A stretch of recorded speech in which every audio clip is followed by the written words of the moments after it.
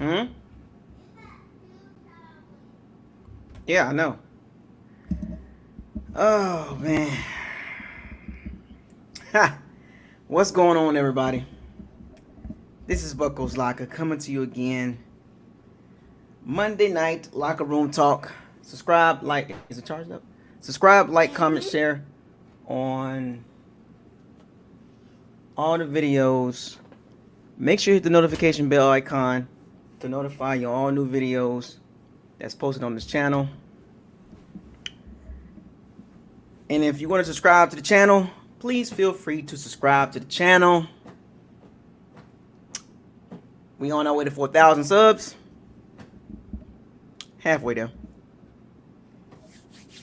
I'm back home in New Orleans, so I'm feeling good. My daughter over there relaxing. We about to get into some Roblox in a little bit. So let's get this party started quickly. Let's get this party started, right? Let's get this party started quickly. Set it up. I suggest y'all set it up. Yep, it's about to get live, folks. We about to yeah, it's gonna be one of them episodes or live streams.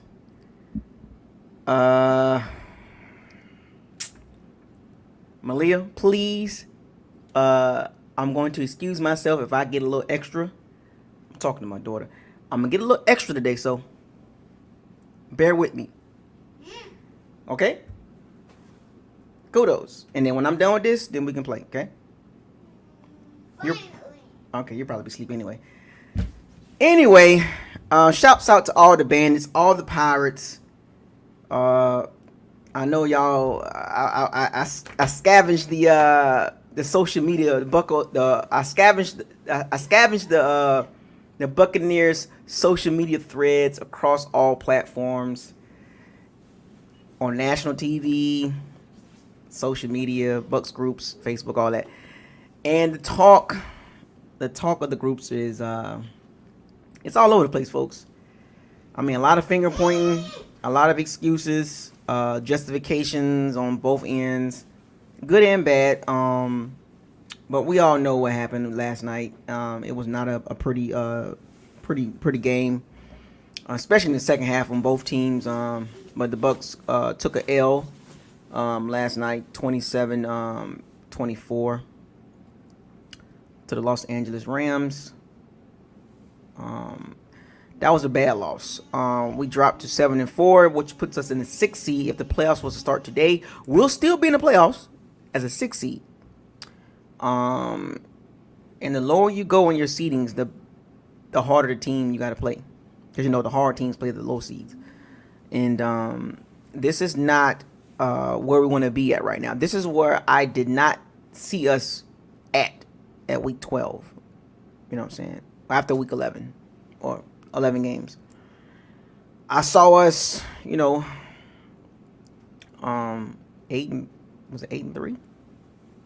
Yep. Or 9-2, 1-2. But this is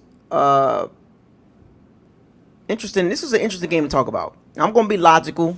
I'm gonna be objective. I'm gonna be non-biased. I'm gonna put everything out there across the board, good and bad and ugly.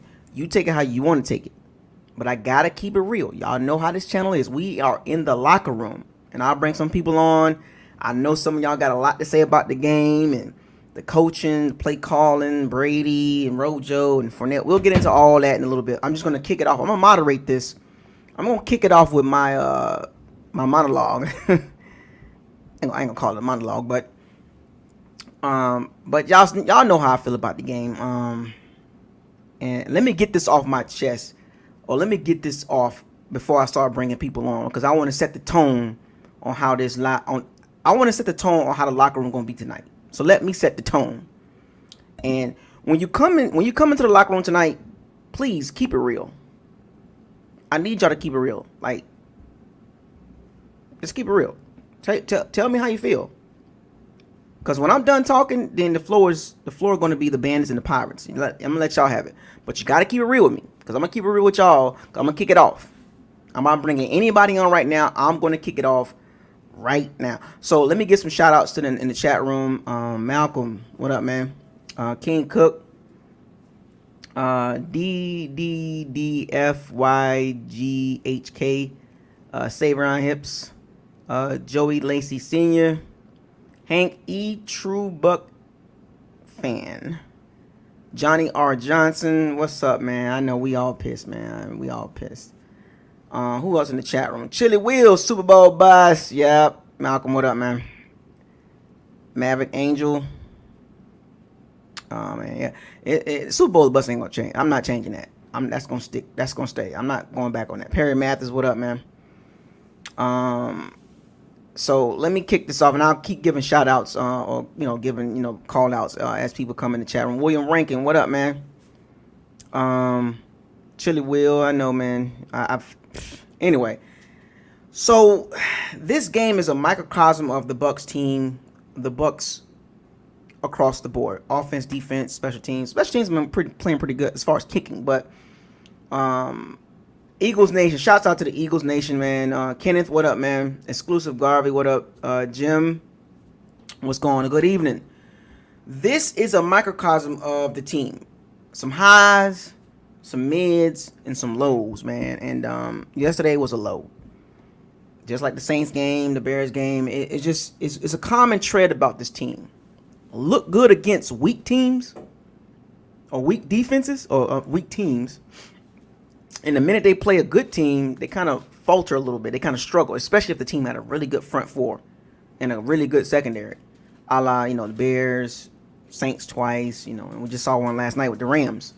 We just seem to struggle with these type of teams. Now, we beat the Packers, but the Packers are not physical. They're not a physical team. And we beat the Raiders. The Raiders not physical. They got a poor defense. The offense is pretty decent, pretty good. And the Packers, we punched Aaron Rodgers in the mouth. His body language changed, and we took over the game. But the Packers are front runners, so that's still a good win, though. Don't get me wrong. The Packers are a playoff team. That's a good win. It was an odd win because it was uncharacteristic of Aaron Rodgers, but it was still a good win. A win is a win, right? But all wins are not equal. Okay? We're 7-4, but all wins are not equal. Packers is a good win. Raiders is a good win.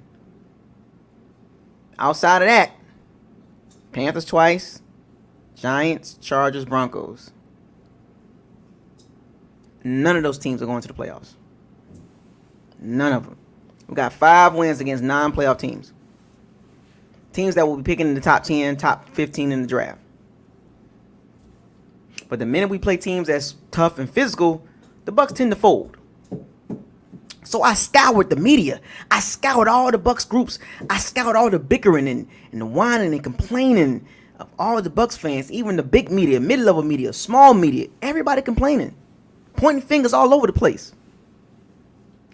We even had some big media members do some research about Bruce Arians. And then they put it out there like they know what they're talking about. They telling us something that we don't know. So I want y'all to understand as I talk, as I give y'all dialogue about how I feel about last night's game. One thing about Bucko's Locker, and all y'all know this, I do not follow the media narrative about any player. I like to see for myself. Because the media can fool y'all on a lot of things. And the media is very good at manipulating fan bases about a player, a coach, a team, whatever the case may be. If they don't like you, they will manipulate the audience.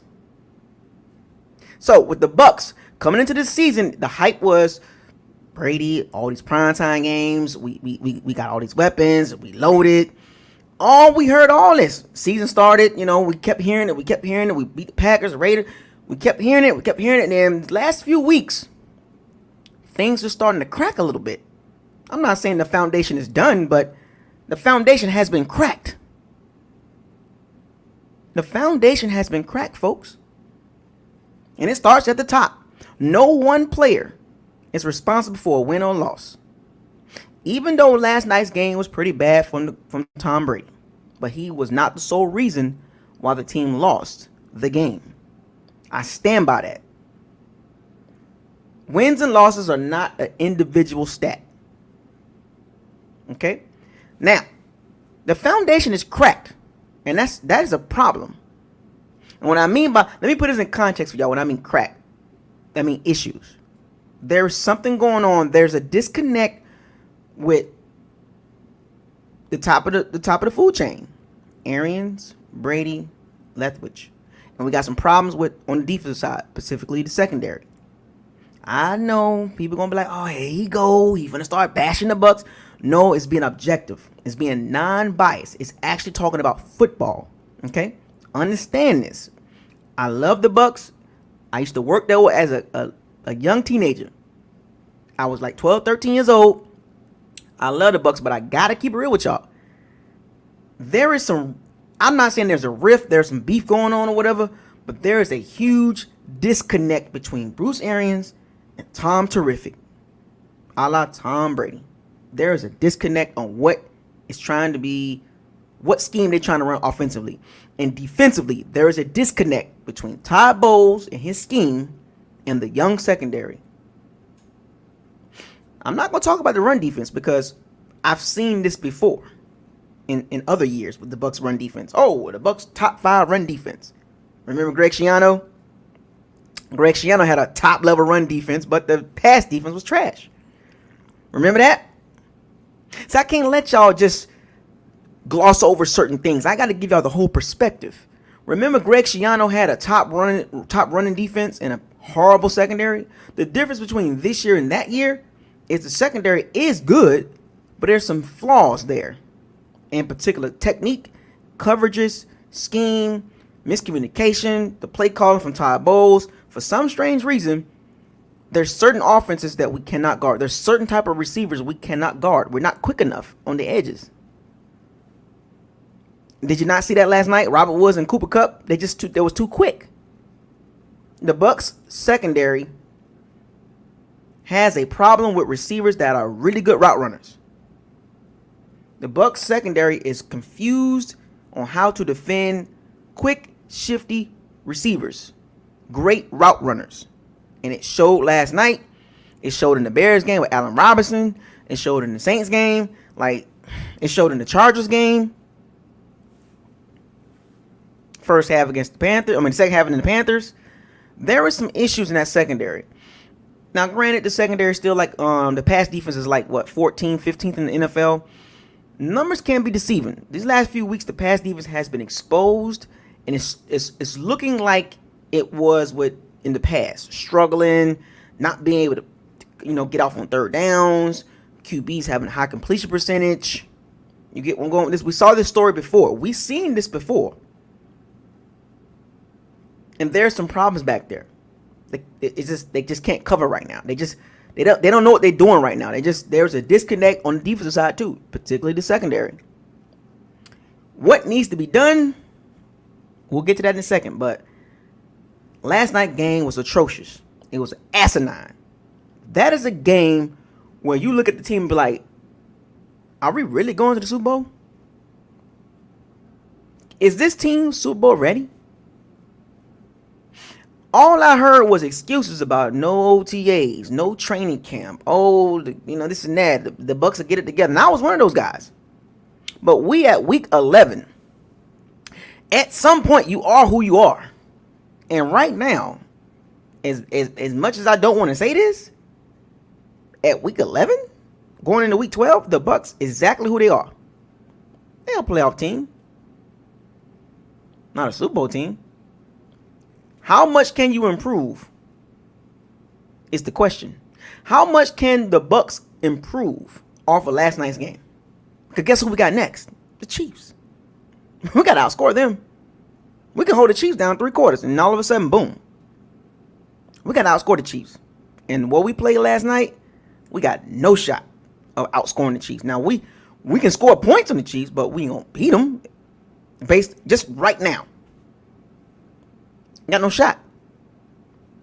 If you think we had a problem with the Rams receivers, did you not check out the Chiefs receivers and the offense of Andy Reid? Andy Reid is a better coach than Sean McVay. But I'm not going to let me digress on that preview video. Sean McVay, 34 years old, 6 years younger than me, outcoached old Bruce Arians. Flat out outcoached him. Well, actually, he outcoached Todd Bowles too. Kevin O'Connell, the quarterback's coach. The young defensive coordinator for the Rams Outstanding job. Got rid of Wade Phillips, the old wily veteran DC, and brought in the young defensive coordinator for the Rams. Byron Leftwich had no shot against that young defensive coordinator. Arians didn't. His game plan was horrible. See, the concern about Arians is his way of game planning for games. Certain teams, sometimes you got to switch it up. Sometimes you can't approach every game the same. You can't approach the game exactly the same way with your passing attack or with your offensive scheme. The Rams is a perfect team to use an example of how they beat the Bucs. The Rams scheme was excellent. Think about this, folks. Jared Goff, not even a good quarterback, but he was good last night. See the numbers? He threw 2 picks, but he still played really well, especially in the first 2.5 quarters. Sean McVay knew he couldn't run the ball. As good as Sean McVay is, this is what separates Sean McVay from Bruce Arians. Sean McVay knew he couldn't run the ball. Sean McVay, like, you know what? I'm going to try to run the ball. If it works, it works. But I'm not really trying to run the ball. I'm trying to throw the ball. He had Jared Goff in the shotgun so much. Probably like 80 to 85% of the time in shotgun. But the difference is the launching point that he had Jared Goff throwing the ball. He was rolling Jared Goff out. A lot of motions. A lot of misdirections. All these concepts that the Rams was doing. Specifically for the Bucs. The Bucs thought the Rams was going to come in there and run that same scheme that the Rams like to run. No. They had Jared Goff at different launching points. Sean McVay was 2 steps ahead of Todd Bowles. Todd Bowles had no clue in the first 2.5 quarters. Yeah, you can say almost first 2.5, but Todd Bowles caught on to Sean McVay until that last drive for the field goal by Matt Gay. But that's not good. Flat out coached Todd Bowles. Flat out game planned better than Bruce Arians. Bruce Arians came into the game the typical, well, we're going to try to. The disappointing thing about Bruce Arians is 1 minute the running game is there, the next minute it's not there. There's no consistency. Ronald Jones had 190-something yards last week. You figured the Bucs would come into the game and pound the ball. Make the Rams front 4 work for those tackles and get beat up a little bit. Punch them in the mouth. But it was clear to see that game, the Rams was very physical on both ends. Remember what I told y'all in my preview video about the difference of the game? Trenches. What was the difference in the game? Trenches. The Rams were aggressive on their defensive side. The Bucs were aggressive too, but the Rams punched the Bucs offense in the mouth, and the Bucs had no clue what to do for a little minute. And the only reason why the Bucs were still in the game, or the only reason why the game was still close, is because of Jared Goff throwing those 2 picks.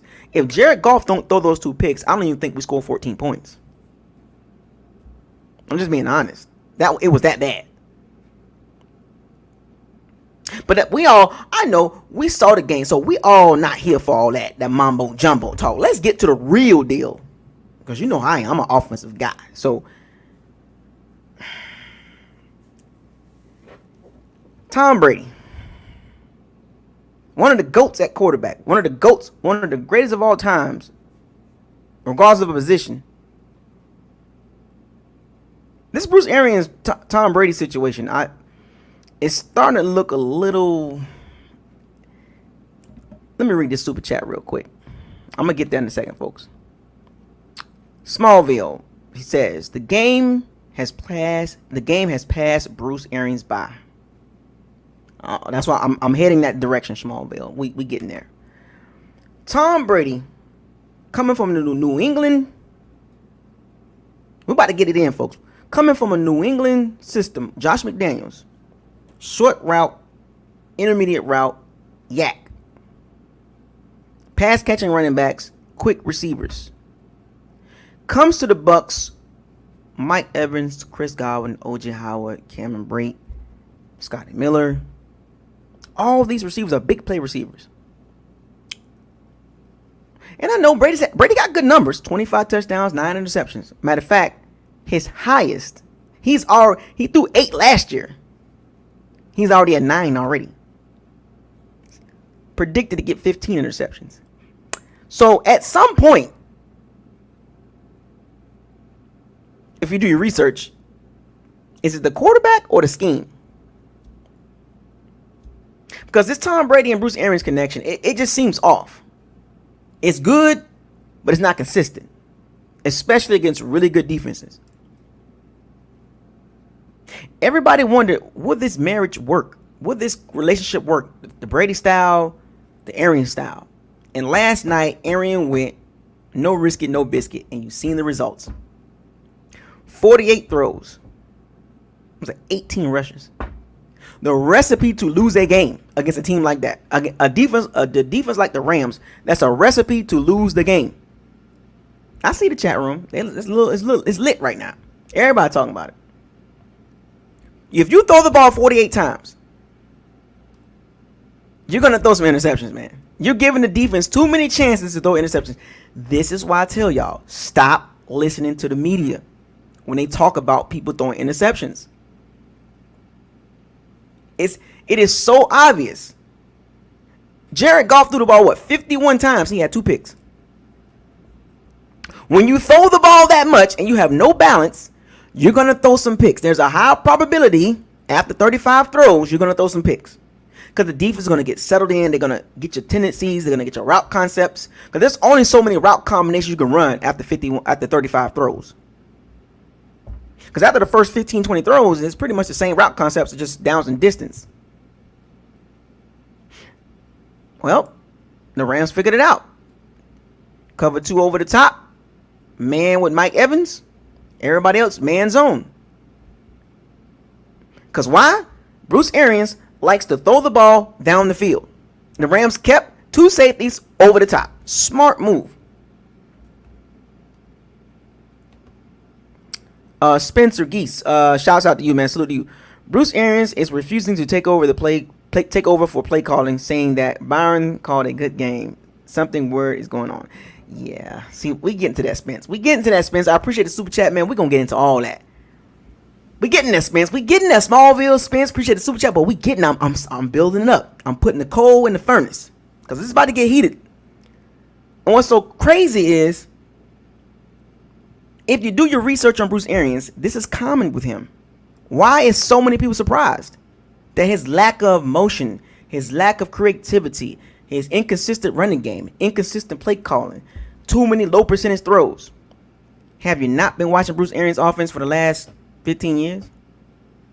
We're gonna go past last year. We're going back to the Arizona. We're going to the Colts and the Steelers and the Browns. Low percentage, high risk throws. Every quarterback throws a lot of interceptions. What part are you not understanding? Because you can keep pointing at players, but sometimes you just got to look at the scheme. The scheme is outdated. It's an Air Coryell. Remember the San Diego Chargers? Dan Fouts, remember that? It's an outdated scheme, and he's still running it. The only reason why he's not 100% running no risk it, no biscuit, because Brady is too smart to allow himself to throw 15 plus interceptions. He's not going to throw 15 plus interceptions. His highest is 14. He's at 9 with 5 games to go. So the scheme doesn't fit Brady. They even scaled it down to no risk it, no biscuit light. They took some of the no risk it, no biscuit throws out and they implemented the dump offs to the running backs and the tight ends. But it's still some no risk it, no biscuit concepts that Brady got to run. That Arians wants him to make certain throws. And y'all saw it last night, and it was ugly. A la shades of Winston, Palmer, Luck, Big Ben, Tim Couch. I'm not surprised that Brady's struggling a little bit in the system with the deep ball. Anthony says, Bruce Arians didn't adjust. You were right about his offensive scheme. Yes, Anthony, appreciate the super chat.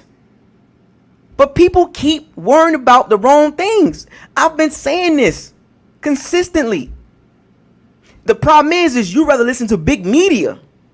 Whatever big media says, it goes. But when you do your own research and you understand how Bruce Arians calls his plays and the type of quarterbacks, Tom Brady is not even a Bruce Arians type of quarterback. Let that sink in, folks. Tom Brady is not even a Bruce Arians type of quarterback. But he in the system. The reason why the system looks good in certain games is because of Tom Brady. It's not because of Bruce Arians. Bruce Arians is frustrated at Tom Brady for not taking the shots. He took shots at Tom Brady, calling him out. Mike Evans was open and he got to make the throws. Now Brady's out there dropping back like, I'm not finna keep chucking the ball like this. Because if Brady wasn't smart, Brady would have a lot more interceptions than he have now. So credit to Tom Brady for only being at 9 interceptions after 11 weeks. Shouts out to Tom Brady for having the mindset, the experience to not put yourself in a situation with high risk, low percentage throws in this offense. Because if Brady ran the true no risky, no biscuit, Brady would not have 9 interceptions. He would probably have like 13, 14 right now. But Brady is too good. I told y'all this. Some of that stuff, Brady is overriding some of them play calls. He is. Like, when he drops back, I'm telling you. I know we get frustrated with his checkdowns, but I'm telling you what Brady's seeing. He like, man, forget that. But you can tell the disconnect with the play calling and what Brady's doing on the field. Brady's not even comfortable throwing the ball deep all the time. That's not his game. You can see the frustrating between it. This frustrating to see this as a fan when you look at the football. When you look at the football game, remove Brady, remove Arians. Look at the scheme. It is not a good scheme for any quarterback. The proof is in the pudding, folks. But let me guess. It takes big media. It takes a quarterback like Tom Brady to get here to expose Arians' system. Now all of a sudden, big media doing research. Oh, did you guys know that Bruce Arians, all his quarterbacks throw career high interceptions in the system? Duh. Low percentage throws and high risk throws, and there's too many turnovers. There's no play action, no motion. Duh. But see, the media didn't care about that. They only cared when Tom Brady got here. What did I tell y'all about Tom Brady? What did I tell y'all when Tom Brady got here to Tampa? The media would not allow Bruce Arians to make Tom Brady look bad. And what is Bruce doing right now? What is Bruce Arians doing right now, Tom Brady? Got Tom Brady looking lost in the sauce. Got Tom Brady looking like a middling quarterback. You know, that 13 to 17 range. Yeah, I know the numbers are good, folks, but look deeper into those numbers. A lot of those numbers came against the Chargers, Broncos, the Panthers twice, the Raiders. Weak defenses.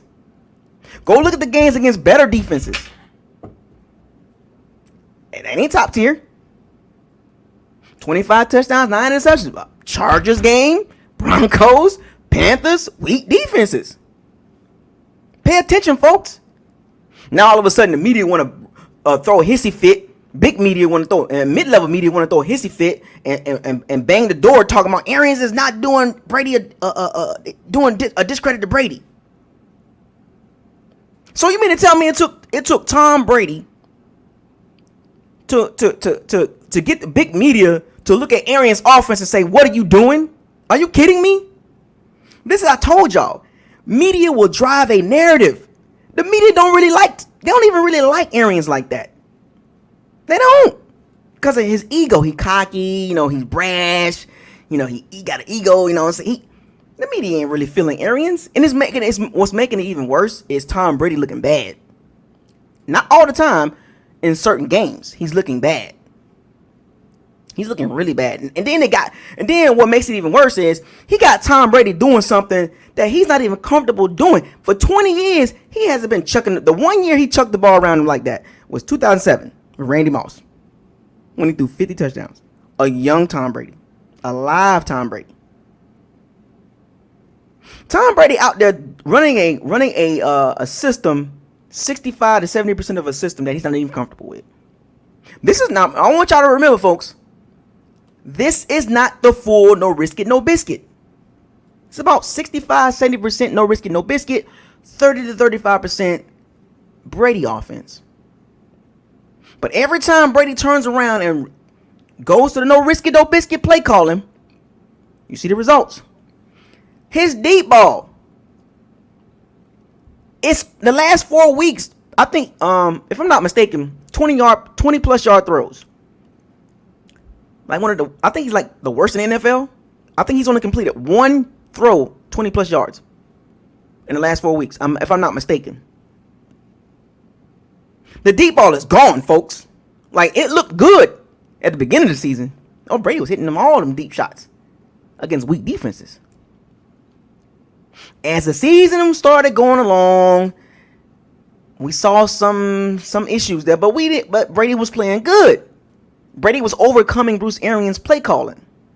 But it gets to a point where he just can't do it anymore, because now you at week 11. You don't see the difference between the first 5 weeks versus the first 6 weeks versus the last 5 weeks. It's a big difference in the passing game. Then you sign AB. Was that necessary? AB had 8 catches. Wait a minute. Godwin and Evans? You mean to tell me AB got 8 catches? Like, you see where I'm going with this, folks? It is discombobulated. There's too much going on. Too much. Then you got Byron Leftwich. People don't really understand this. The owners, the Glazer family, signed Bruce Arians. When they brought him in here, they thought he was going to call the plays. Bruce Arians gave the play calling to Byron Leftwich. You see how inconsistent Byron Leftwich is? A product of what he's learned from Bruce Arians. Inconsistent. Folks, it's deeper than rap.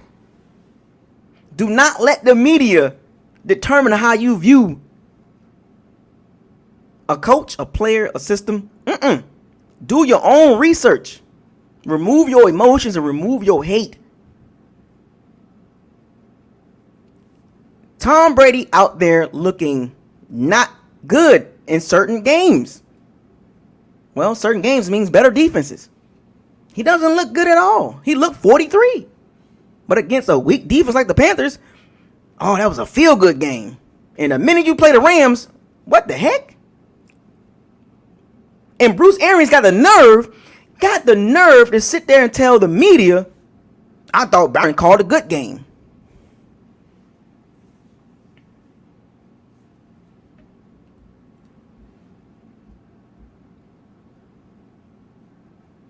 When I heard Bruce Arians say that, I was like, yeah, we got trouble in paradise. And I know the media was like, what?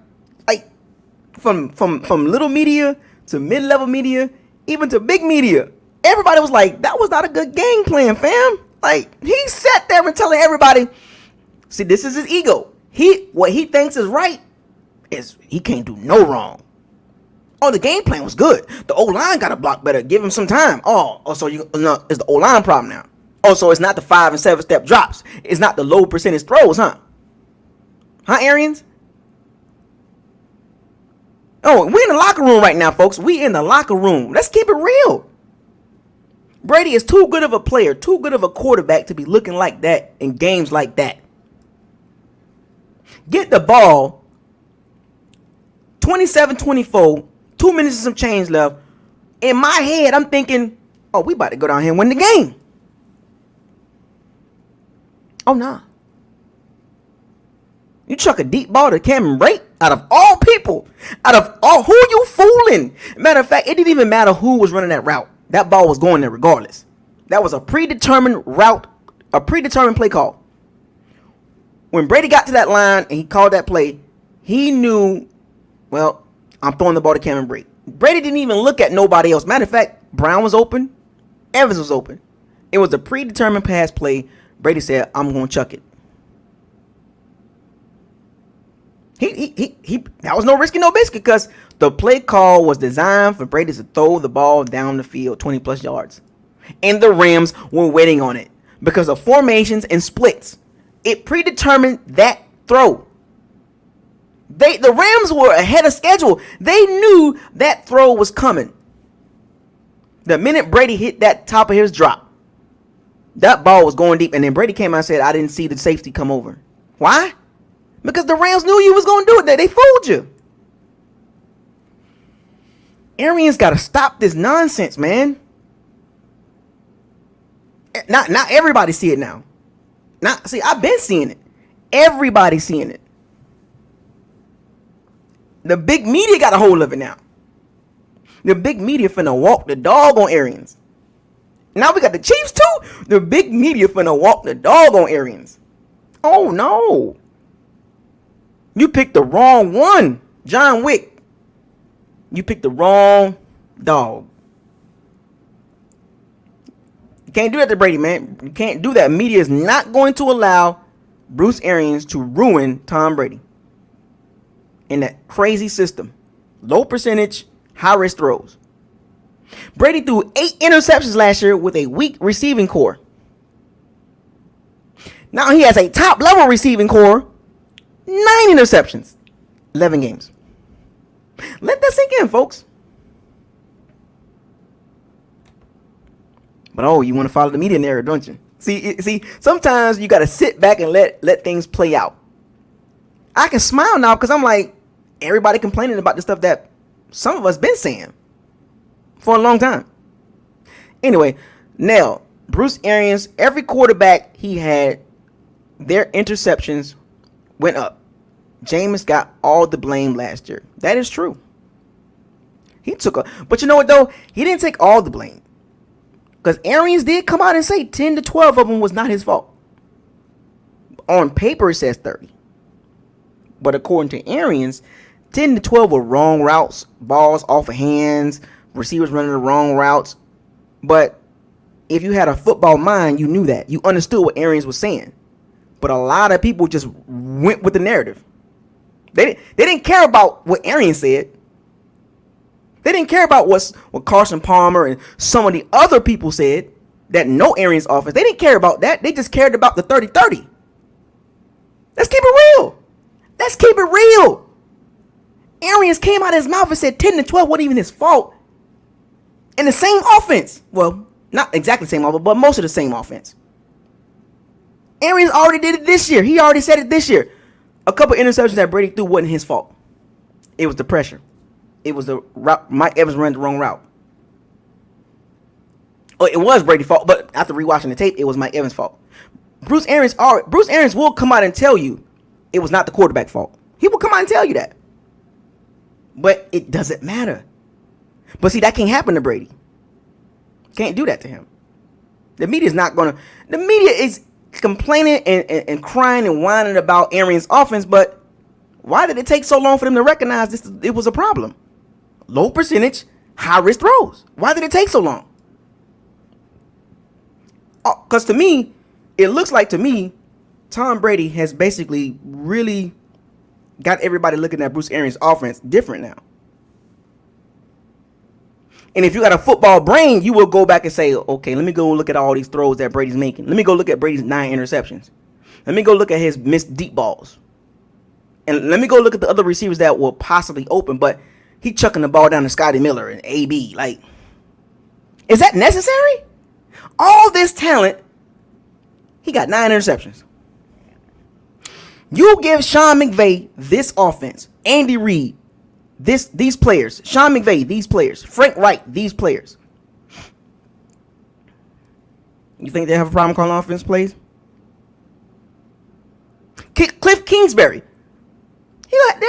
Any good coordinator will have a field day with these weapons. Well, man, we will be undefeated with Andy Reid. But nah, Bruce Arians, struggling. It's sad, man. Sean Payton, another one.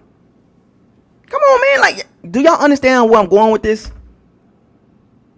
Everything starts at the top. Everything starts at the top. Sandoval 813 says, Bruce plays so many deep balls in the second half, and Brady can't complete it. Just stop it, man. Old Brady, the arm come and goes at times. Yeah, it's inconsistent. Brady has an inconsistent deep ball. It's pretty obvious. It's not hard to see that. And Brady's struggling right now. He's struggling. He's struggling with the no risk it, no biscuit. And it's just a fact. And I know people like to stick up for Brady, but he's struggling with it. It's not a knock on Brady. I went back and watched the shit. I'm always about to cuss. I went back. He's struggling with the deep ball, folks. Go back last 4 weeks. He's struggling. That's not his game. He's struggling.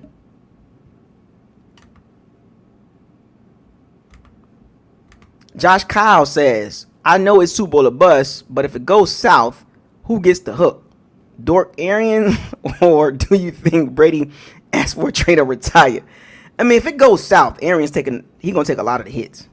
He's going to take it because Brady there.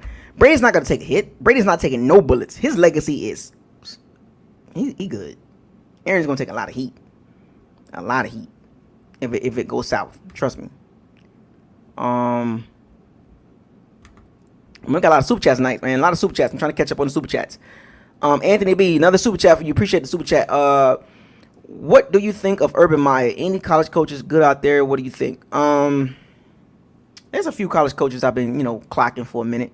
Matt Purdy. Not Matt Purdy. Matt Campbell. Urban was always on the list. Lincoln Riley. Dabo Swinney. If you got enough money, these coaches are gonna need some money. You know what I'm saying? Coaches that got innovative brains, they got a scheme that can change the game a little bit. Because Cliff Kingsbury, if you get your players in system and if you get the players you need, you can bring a system. And there's some good coaches out there at the college level that can probably transition very well to the NFL. Because Cliff Kingsbury, if he can do it, he wasn't even good in college, but he got his guy. You don't think Dabo Swinney can do good in college? Matt Campbell? Lincoln Riley, you get your guy, you good. You know what I'm saying? So there's some coaches out there that at some point they will make their way to the NFL because they're young enough. So stay tuned for that, Anthony B. But there are some coaches out there that'll be pretty cool. That I will be interested in seeing them in the college as long as they get their guy. If you give Dabo Swinney, Deshaun Watson in the NFL, I'm pretty sure that Dabo Swinney and Deshaun Watson will be a really good combination. So, but appreciate the super chat.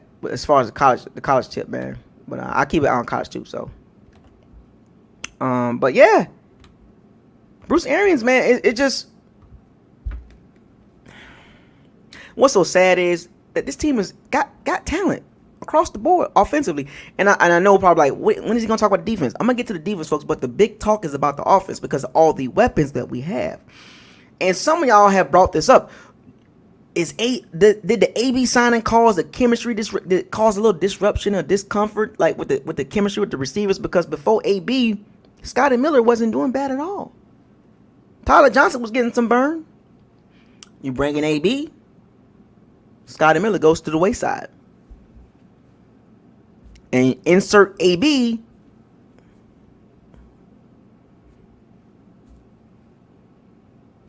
Mixed results. He's not giving no explosive plays. He's catching a lot of dinking and dunking. Brady took a shot last night with AB and it didn't work. Almost doesn't count. But the AB signing, it just seems like it just caused a little disruption, like the chemistry that they had already. And I know it's a shiny new toy. You want to get them involved. I want y'all to understand this. Arians didn't want AB there. He didn't. He didn't want AB. Brady pleaded for AB to get there. And don't let Arians fool y'all. Do not let Arians tell y'all this was not about Brady. Brady had nothing to do with the decision. Yes, he did. Arians didn't want AB there. Period. Don't get fooled by AB, man. Arians. He like to talk. And AB's a good player, but he's catching balls, but it's not Scotty Miller. You know what I'm saying? Taylor King says, shouts out to Taylor King. Appreciate the super chat. McVay made Goff job look easy last night. While the Bucs can't scheme open 3 great receivers consistently. It's mind-boggling, Taylor King. It's mind-boggling.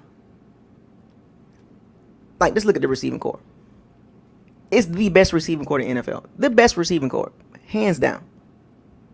You mean to tell me Mike Evans can't get 10 to 12 targets. Chris Godwin can't get 9 to 10.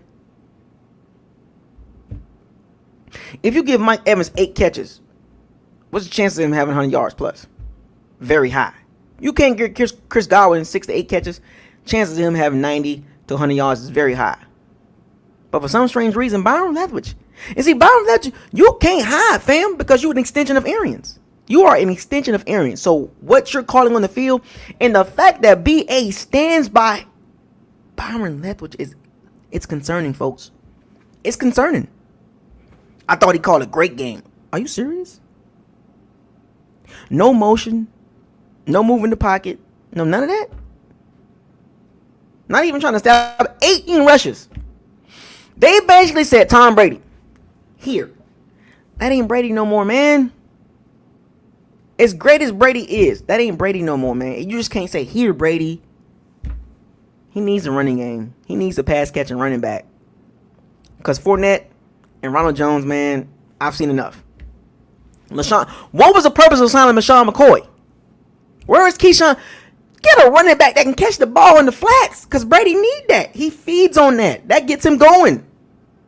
He got no James White, no Deion Lewis. Brady out there looking like, damn, I ain't got Gronk.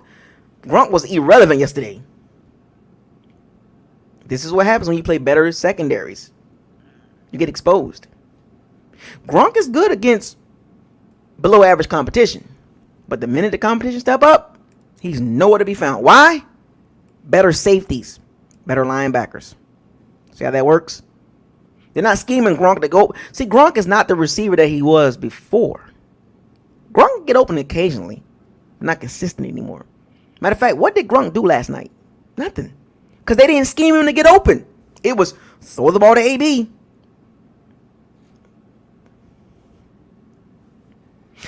Too much good can be bad sometimes. The Bucs got a lot of good, but it just seems like it's too much. AB's doing a good job, but it ain't Scotty Miller. Scotty Miller was explosive. We ain't seen a Scotty Miller deep ball in how many weeks? They can't even scheme Scotty Miller open no more. AB took his reps. Messed with the chemistry. Brady had chemistry with Scotty Miller. But AB is Brady guy. Gronk is Brady guy. Miller is Brady guy.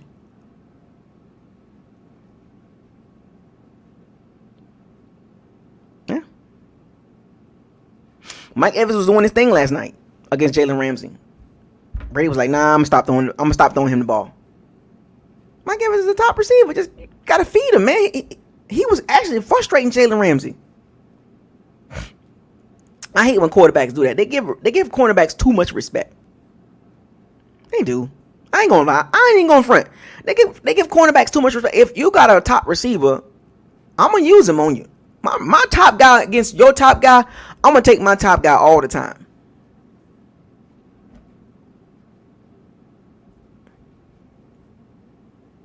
Chris Godwin, you mean to tell me he can't get open? What's going on here? Is Brady doing a 1 read, 2 read thing? Because Brady can't even scan the field because the O-line can't handle aggressive pass rushers. Aaron Donald didn't do nothing last night. But it felt like he did something because of that pressure. Brady was so antsy in the pocket, he couldn't even... He threw the ball. It got batted back to him, and he threw it again. That's how discombobulated Brady was. The Rams D lineman bat the ball back to Brady. Brady caught it and threw it again. Oof. That was worse than the fourth down for getting fourth down. Like, what are you doing? The way this offense is set up, the O-line is not prepared to run the no risk and no biscuit. It never was. Because they can't even establish the run. People get too caught up in certain games. They allow games against trash defenses to determine on how good the team is. The Bucs are not measured off of the Panthers, folks, and the Chargers and the Raiders. They're not measured off those games. The Falcons, the Lions, Do not measure the Bucs off those games. Those are feel-good games, confidence-boosting games. The Bucs will be measured off of better teams, playoff defenses, playoff coaching. I never got hyped up over the Chargers win, the Broncos win, the Panthers wins. Squeaked by the Giants. Got lucky on that one. We beat the Packers. Good win. Good win against the Raiders, but the Raiders defense is trash. I don't get caught up in those games, man. I look at the games that matter. Saints, Rams, Chiefs.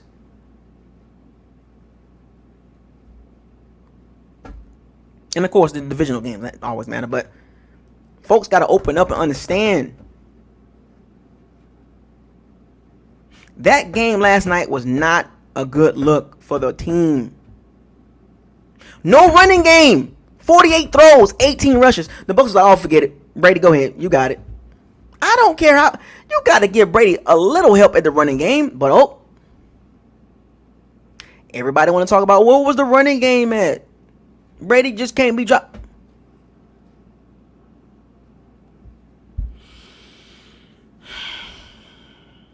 I wish folks stop listening to the media. I really do. Stop listening to the media. Stop letting the media drive a narrative.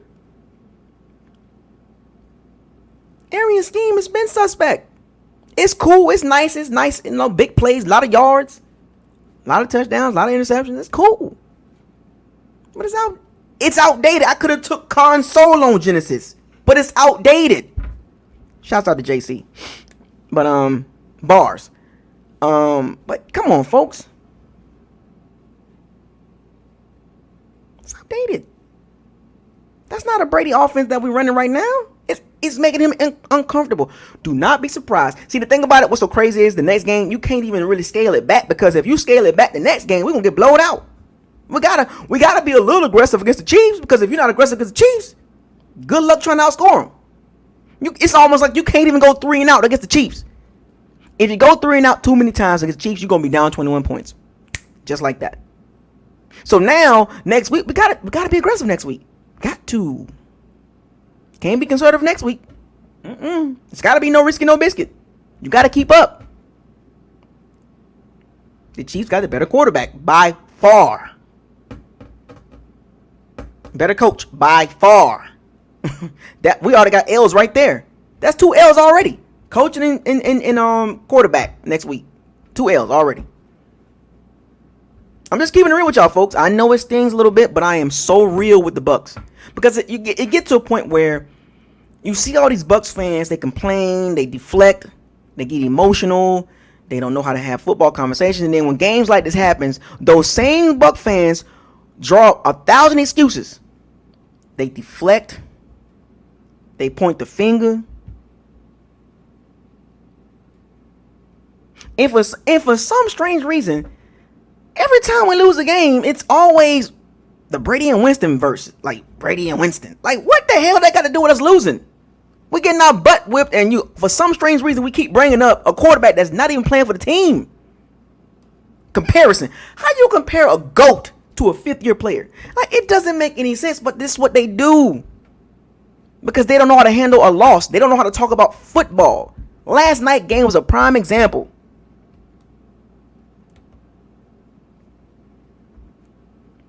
Our secondary played the end zone. They looked confused, leaving the man wide open, especially Whitehead. It's Murphy Bunting Dean. Yeah, but we're going to get off the offense for a little bit. I'm about to bring some people on. Let me talk about this defense real quick. The secondary regressed.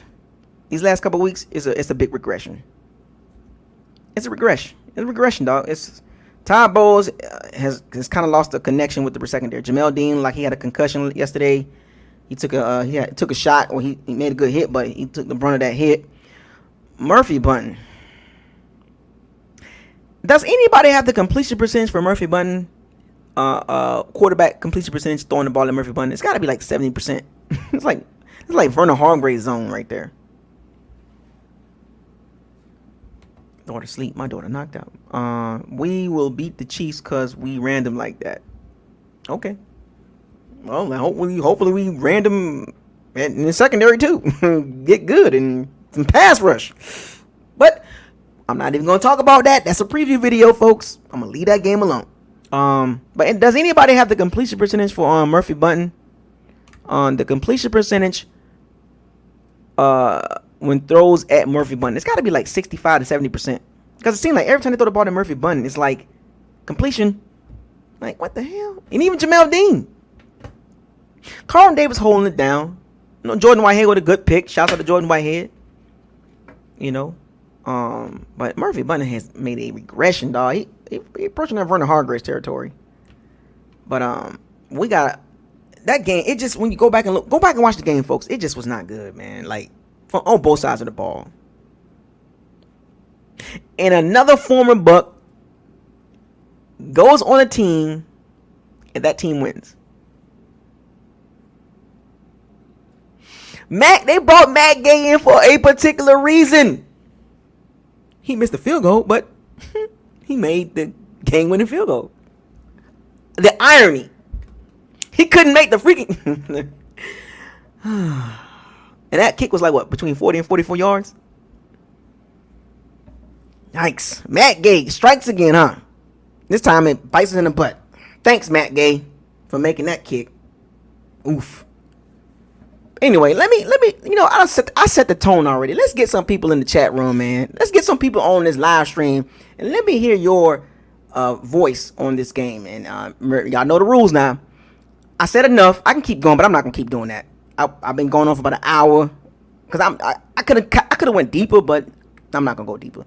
I'm gonna bring y'all on 72% on Sean Murphy Bunting throws. The completion percentage at Sean Murphy Bunting is 72%. Appreciate it. Why did you 7? 72% on Sean Murphy Bunting. That's Vernon Hargreaves all over again. When quarterbacks throwing the ball at you and they completing 70% of the balls, yeah, that's a problem. I don't care how much the top run defense. Oh, we got the top run defense. Well, why run the ball when you can throw the ball? We've seen that season before, right? We've seen that before. Why run the ball when you can throw it? It's the shades of the old Bucs secondary again. We don't need to run the ball in the Bucs. We can just throw it. They got a young secondary. It's happening again, folks. It's happening again. But anyway, let's get some people here. Y'all know the rules in the locker room. You come into the locker room, keep it short, keep it respectful. 2 minutes, maybe 3, depending on how the conversation going, but get to the point. Tell me how you feel. 2 to 3 minutes, because I know a lot of people want to come on here and talk. You know what I'm saying? I know everybody got something to say, so let me get this link out here. Y'all know the rules and coming in the locker room. So we about to start this. I know I'm gonna get some people coming in. I already know it. So let's get it in. Tell me how you feel about the game. Matter of fact, just speak on the game. Don't speak about the Chiefs. Speak on the game. And even if you can tie in like maybe the past games to this game and the coaching, but don't even talk about the Chiefs. Don't even bring the Chiefs up. Let's talk about the game. The link is in the chat room, folks. Who's going to be the first one in the locker room to talk your sugar honey iced tea? Because I know y'all got something to say. Who's going to be the first? Oh, already. It's a regular, folks. Regulars do come through a lot. First participant in the locker room. Let's give it up for Big Bucks. $. What's up, man? What's going on, man? Get to it, man. Hey, get to it. Get to it. We didn't win the trenches. That's what the game was doing and lost that in the trenches. Like I said before, where the hell is the pass? Excuse my language. Where and why are we not blitzing? I mean, we clearly can't rush with 4, and teams know that now. And that's why I think they're playing more zone. But you play zone, the quarterback is going to have plenty of time and pick them apart any kind of zone. And why is nobody talking about 2 games against the Bucs that Jared Goff got almost 950 yards? Why nobody's talking about that? And what is it about when teams play Todd Bowles twice What is it about that second time they just always erupt on the defense? I mean, and like I said, that's why I made the comment about he's got almost 900 and some yards. He threw for 500 last year and almost 400 this year. 2 years in a row. 2 years in a row. Shredded him. 2 years in a row. And like I said, the secondary, where is Winfield Jr. at? Has he hit his rookie wall? Yeah. Has he hit Yeah. It's a wall. It's a wall. And why is Murphy Bunting, has he regressed? And he's only in second year, he's taking a step back. And Jamel Dean, I don't know, is he a press corner or a man corner? He clearly he's not a zone corner. So But he had a man. But the touchdown by Van Jefferson, that was man to man. yeah, he just beat him inside. Beat him inside. Like that's technique though. Yeah. But he thought he had inside hit too when he go inside. He got in the But Van Jefferson, which is Sean Jefferson's son, by the way, he's a very good route runner. So he learned that from his dad. It was a very good setup at the top of his break. He set him up real good. Had his hips turned and broke back inside, and it was game over. Definitely. But that's technique though. He didn't even put his hands on him. Why are we not pressing that? Nobody presses anymore. I've noticed that the last 2 weeks. There's been confidence. No confidence. I mean, why not press this week? I mean, you gotta slow this track meet down. So sorry for jumping in this week, but like I said, the trenches got to be fixed. It just, and where was Shaq Barrett? So, I mean, that's my 2 cents. You didn't win up front in the trenches on both sides. If you don't do that, you're not going to even have a chance at the game. And let's just call it what it is. I'm not giving him no excuse. Brady played terrible, and he gets no pass from me. He played terrible.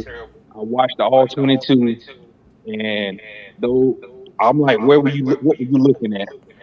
So he's got to step his game up, go back to dinking and dunking. He can't throw it. Well, I mean, to sum it up, man, it just wasn't a good look, man, across the board, man. But I got what you're saying, man. Like I know how you work, man. So, you want to read the super chat before before I switch on to the next person? Yeah, cheesy breezy. To be honest, the game wasn't even that close, man. Golf kept us in the game. There you go. Appreciate it, Big Bucks, man. Appreciate you coming in the locker room, man, speaking your piece, man, reading the super chat, man. But appreciate your thoughtful insight, man. You got some good talking points, man, and we gonna get to all this stuff. I know a lot of people got stuff to say, man, but you hit a lot of stuff on the head, man. I appreciate it, man. Yeah. Salute. Yeah. Big Bucks put it out there, man. He made some good points. Cheesy breezy. The game shouldn't have been close. Golf kept us in the game. You're right. Who next up in here? I know I seen some other people come jumping in and they jumped out. So I got the link is in the chat room, man. We gonna push through this. I know now we seen all these people in here talking about the game. Now we in the locker room now. We in the locker room. Come on in the locker room. Don't get scared. I don't bite. I'm just gonna listen to you. I'm gonna set my time at this time. I'm gonna set my time. Straight. Oh, this is a new guy. Hold on. Okay, we got a little confusion going on here. Hold on. Wait a minute. We got a little bit too much going on here. Wait a minute. So, wait a second, Travis. Wait a second. The guy that just came in, he jumped in and jumped out.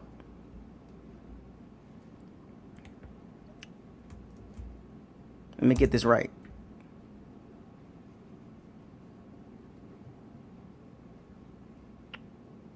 Oh, something messed up real quick. So I got the link in the chat room, so let me get this right.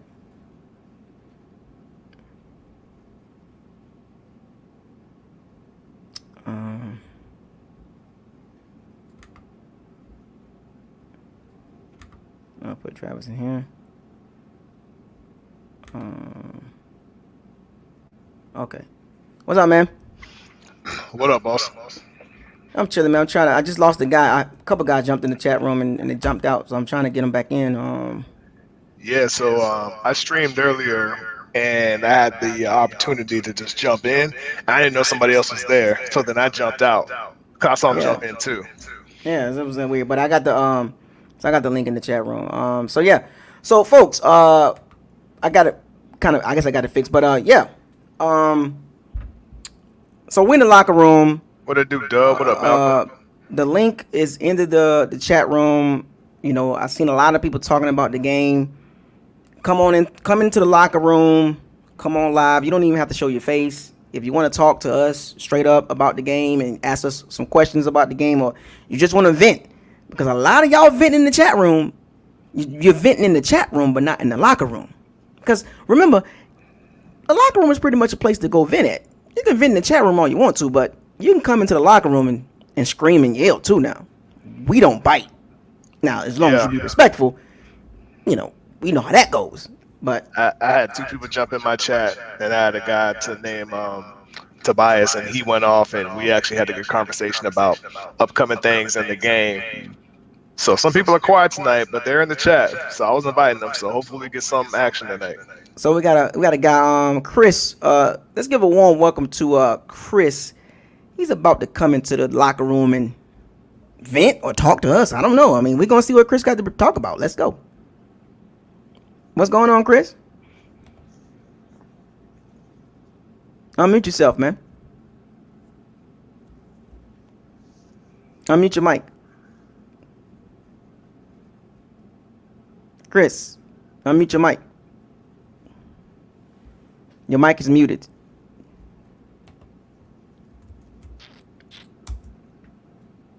Sandoval, he went 3. He's wilding, man. Chris, you there? You can hear us, Chris?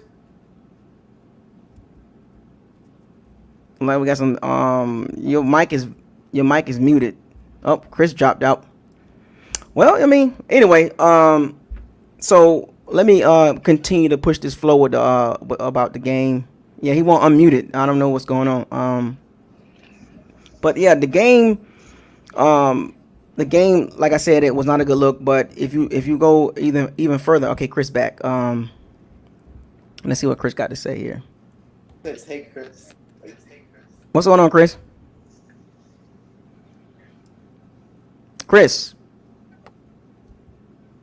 Hello, Chris. Can you hear us? Just get off of there. Yo, is he gaming on something else? I don't know what you got going on, Chris. Chris, get yourself together, Chris. Technical difficulties, Chris. Get yourself together, man. Like, you keep coming in here, but you playing a video game or something. You're Fortnite over there. Sound like he's playing Call of Duty or something. You Call of Duty. You're Fortnite over there or something going on. What you got going on over there? Assassin's Creed or something? But anyway, another thing that Big Buck brought up was the pass rush, and this is a major concern too. That we have other major concerns as well, but the pass rush is a huge problem. And I told y'all this about our front seven depth.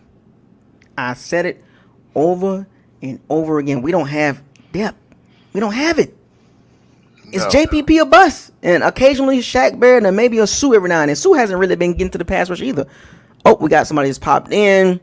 As you pop in, folks, and we in the middle of conversation, I would drop the conversation and bring you right on in. We got goes by the name of Jason. What's up, Jason? Yo, what's up, man? How y'all doing? Man, look, appreciate you coming into the locker room, man. I know you got something to say. Whether it's directed at us, about the game, the floor is yours, man. These 3 minutes is yours, man. Go ahead. Damn. Alright. Yeah, I want to talk about the game, man. I mean, you know, it was a close loss, bro. Definitely a lot of opportunities. I wish we would have conquered. That 4th and 1 was crucial, man. I believe we should have did a quick run up the middle or something, man. I mean, you know, the defense lined up. They got us stops when they needed, man. The offense, man, we just couple passes from like getting there, man. You know, I believe we can get that, bro. Beat Kansas City, man. I'm a true fan, dog. I know this team is giving up. That fourth and one was horrible. Yeah, that was a game changer, pretty much. Man, just goes back to Byron Leftwich and his terrible play caller. That You run you run it up the gut on 1st and 10, do a wide receiver screen on 2nd and 10, and then you have an empty backfield on 4-1. Shotgun formation. Nah, man, I touched up on this earlier today, and it's just he's not calling the right plays or executing the right in the worst situations. And in games like this against a defense, you can't abandon something. You got to keep a balanced attack. You know, he should have let Roe Jones get more touches. You know, get Vaughn in there. You drafted him for a reason. If you're gonna have your running backs drop the ball, you got LaShawn McCoy, give him another shot. Even though he hasn't done much, he hasn't impressed me this year. But you got him there. He's better. I would say he would be better at catching, but he just hasn't been performing either.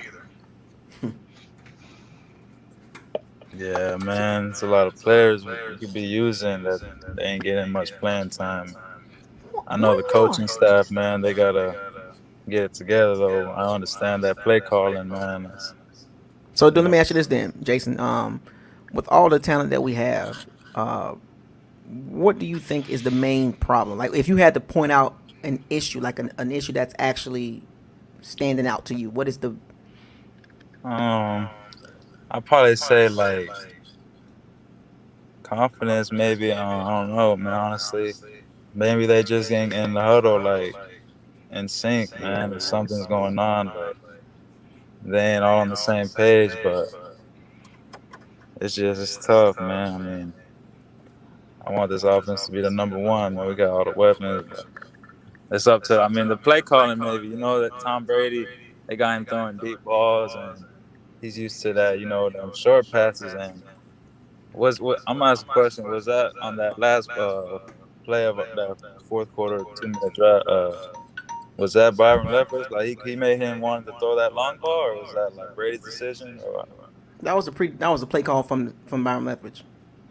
That Bruce had something to do with that particular play call, because that was an aggressive play call.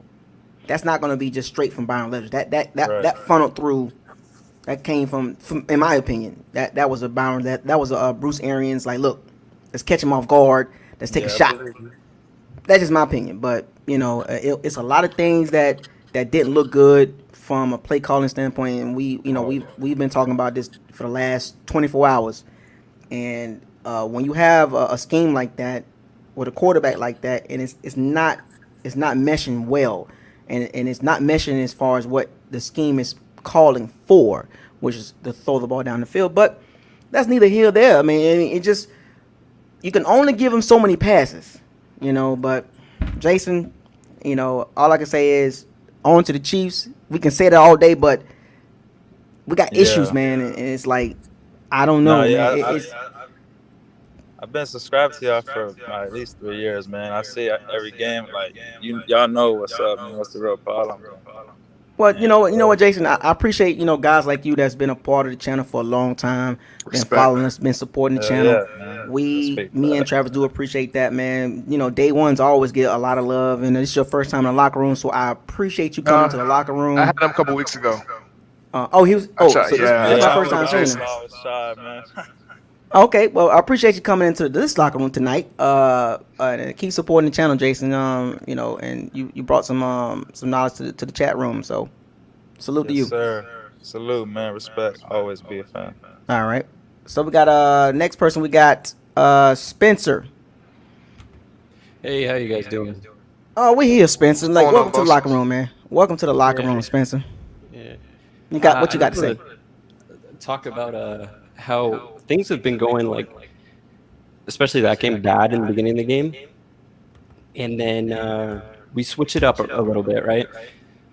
And then we go back to how it was going before, and it's like, why are you doing the same thing? Like, Bruce Arians, do you have a problem or something? Like, something's not working out, and then you switch to something that works, and then you switch back to something that wasn't working out again, like zone, or he stops running the ball, and that was kind of working. It's just like, you know what, Spencer. Being that you brought the running game, I'm gonna say this about the running game. He needs to, like, identify one guy, Like all this in and out stuff, man. Just go with one guy and just get him some consistency. Like Rojo deserves to be the guy. Like just let him just play through it. Like all this in and out stuff, man. If you got Fournette for third downs, let him be a third down back. Because to be honest with you, Fournette is not a third down back. I don't care what Arian says. He's not a third down back. He's a running back. He's a power back, and we got him catching the ball on third downs. That's not his strength. We're not getting our bang for our buck with Fournette. I'm gonna be honest with you. Yeah. It was a mistake signing him almost. Yeah, it was a square filling a circle and square. You know, it just doesn't fit. Well, good thing it was a prove it contract. It was 1 year, couple mil. He's definitely doing an audition. And that's something Tampa has notoriously done for players that come off injury or come off a bad contract. You know, they go to small market teams and they just advertise. It's like an audition. It's like when you go through an interview process. Here's my most recent tape. What you think? How much can I get? Yeah, there's just too much talent there at running back. Just like it's too much talent at offense. Yeah. This, you know, like I said this earlier, you have Tom Brady, Rojo, Leonard Fournette, Mike Evans, Chris Godwin, Cameron Brate, Gronkowski. You sign Antonio Brown, got Scotty Miller, Tyler Johnson. We had OJ, but I'm already out of fingers. Yeah, no O-line. How are you no O-line? And how's your offense in the middle of the pack? Yeah. This should be a top 10, if not top 5 offense. Any offensive coordinator with a brain, with a great scheme, would capitalize with what we have. No question. Like they signed AB, and I was like looking at the O-line like, you guys did not address this enough. Like, you got one rookie in the draft, right? But Donovan Smith still? Seriously? I'm surprised a lot of people ain't We talking didn't get about Trent him. Williams. You know, that was one side I was thinking that's a no-brainer. If you're trying to protect Tom Brady, there's your left tackle that has proven to fulfill his job. Yet we let him go to San Fran. Well, you know, Spence, you know, I've always lived with the running back situation and questioning it with the Bucs. You know, this season is the running back has, even though the numbers look good for Ronald Jones, what's so strange about our running game? Our running game still was like, I think the last time I saw it was like 24th or 23rd in the NFL. And with Ronald Jones having all those yards, it was still like in the 20s, which was weird to me. Like, and I'm like, how is that possible? But it's just weird how the running game is effective. When it's effective, the team looks better. But when it's not effective and you're throwing the ball 48 times and running it for 18, it's a recipe for interceptions and disasters and sacks and hits and pressures and you know, and time again. But this is Arian's scheme, you know, and it's the quarterback. The quarterback job is to run the plays, but you know the play calling is from the sideline. And when you look at Brady and you look at the scheme, it's just not the best fit.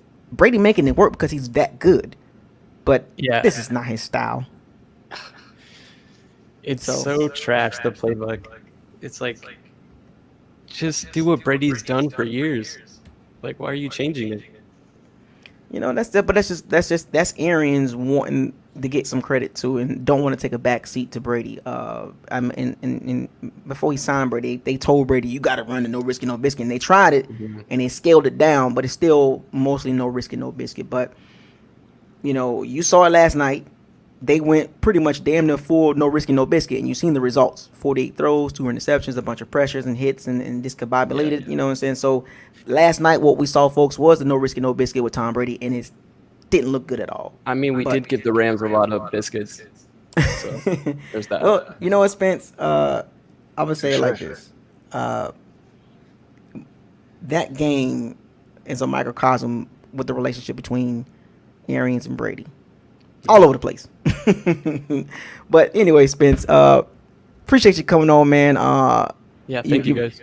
And I keep supporting the channel. Salute to you and keep dropping knowledge in that chat room, man. You know, we see you, man. Thank you for coming to the locker room. Appreciate you. No problem, man. Thanks, Spence. We moving on to the next, man. We moving on. We got people coming in. Cool. Mark Hard Knocks first. I don't remember him coming into the chat locker room before.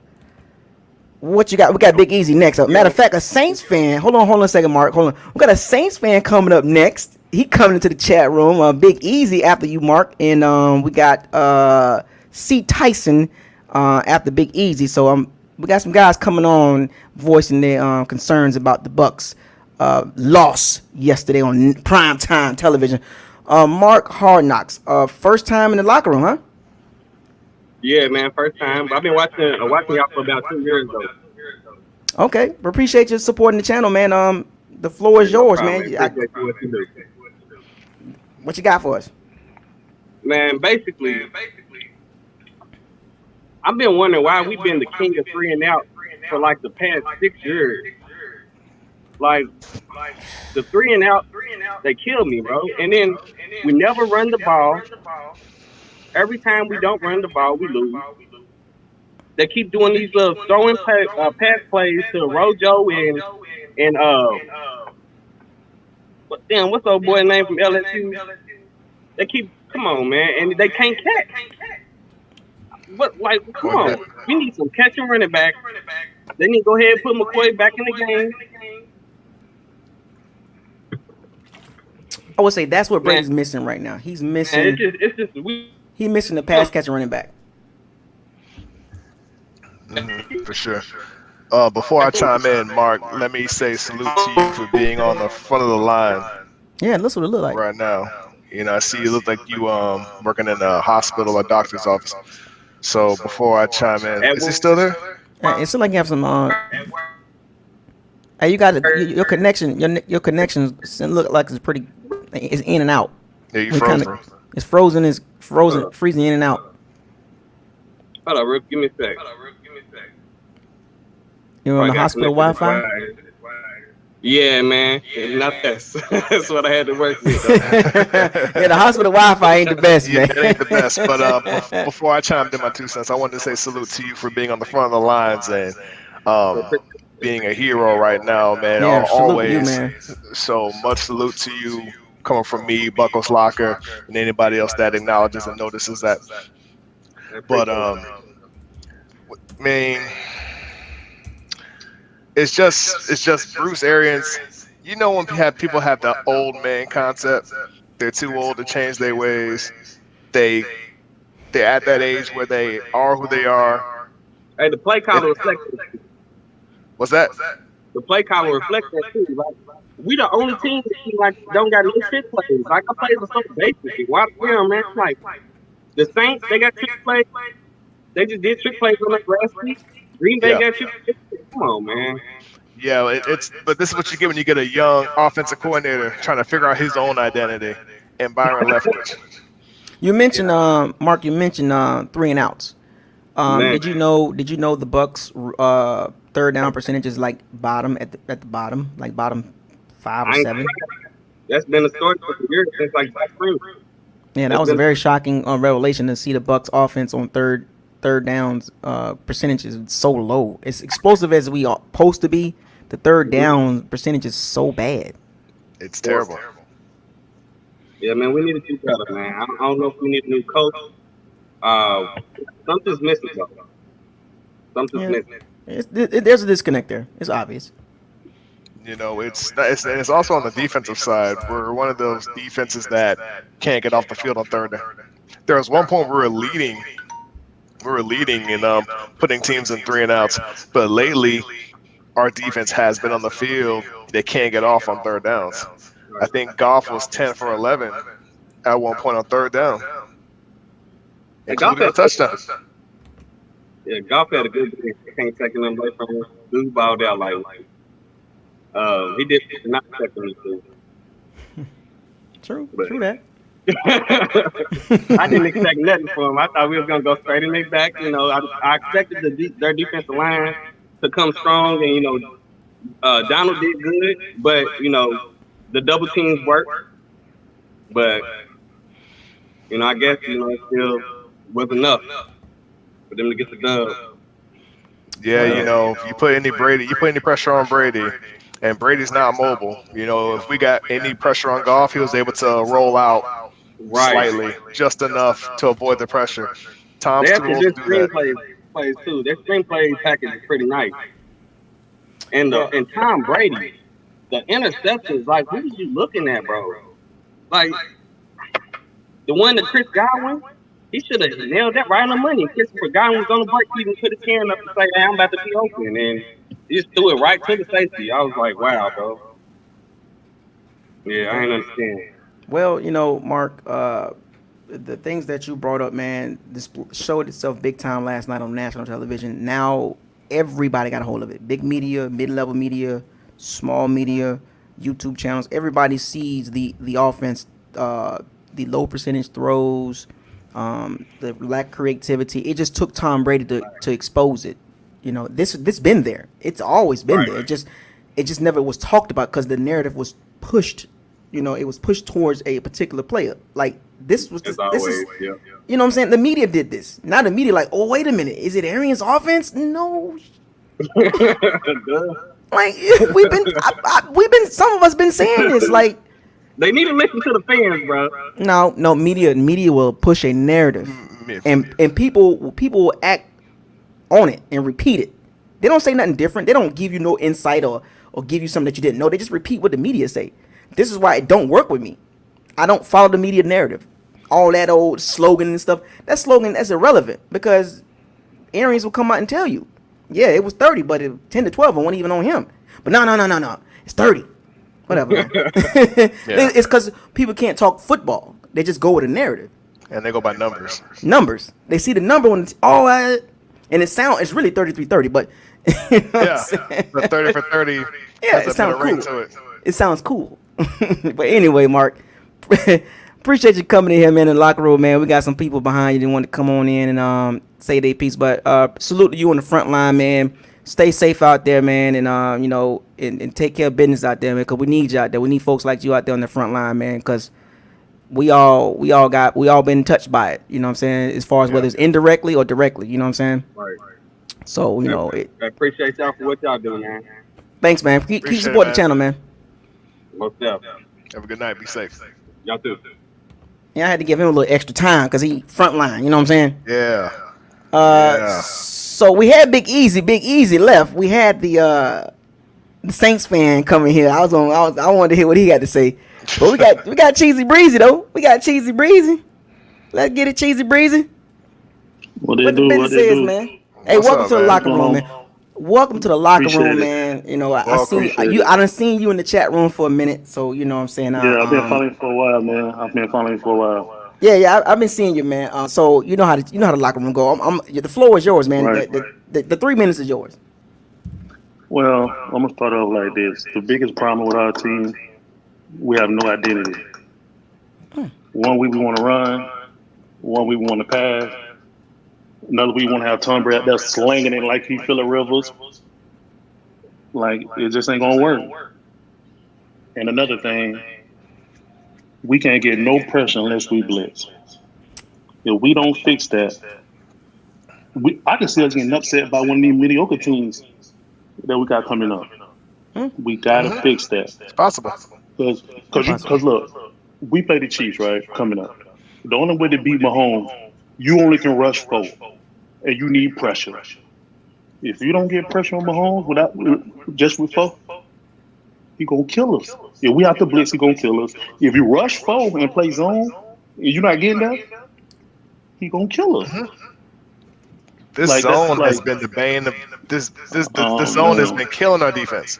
I don't understand why we won't go back to the man. You know what's happening, right? That's the lack of confidence that Bowles has Yes, in in his the cornerback. Lack of cornerback. confidence. Yeah, And but go ahead, G. My bad.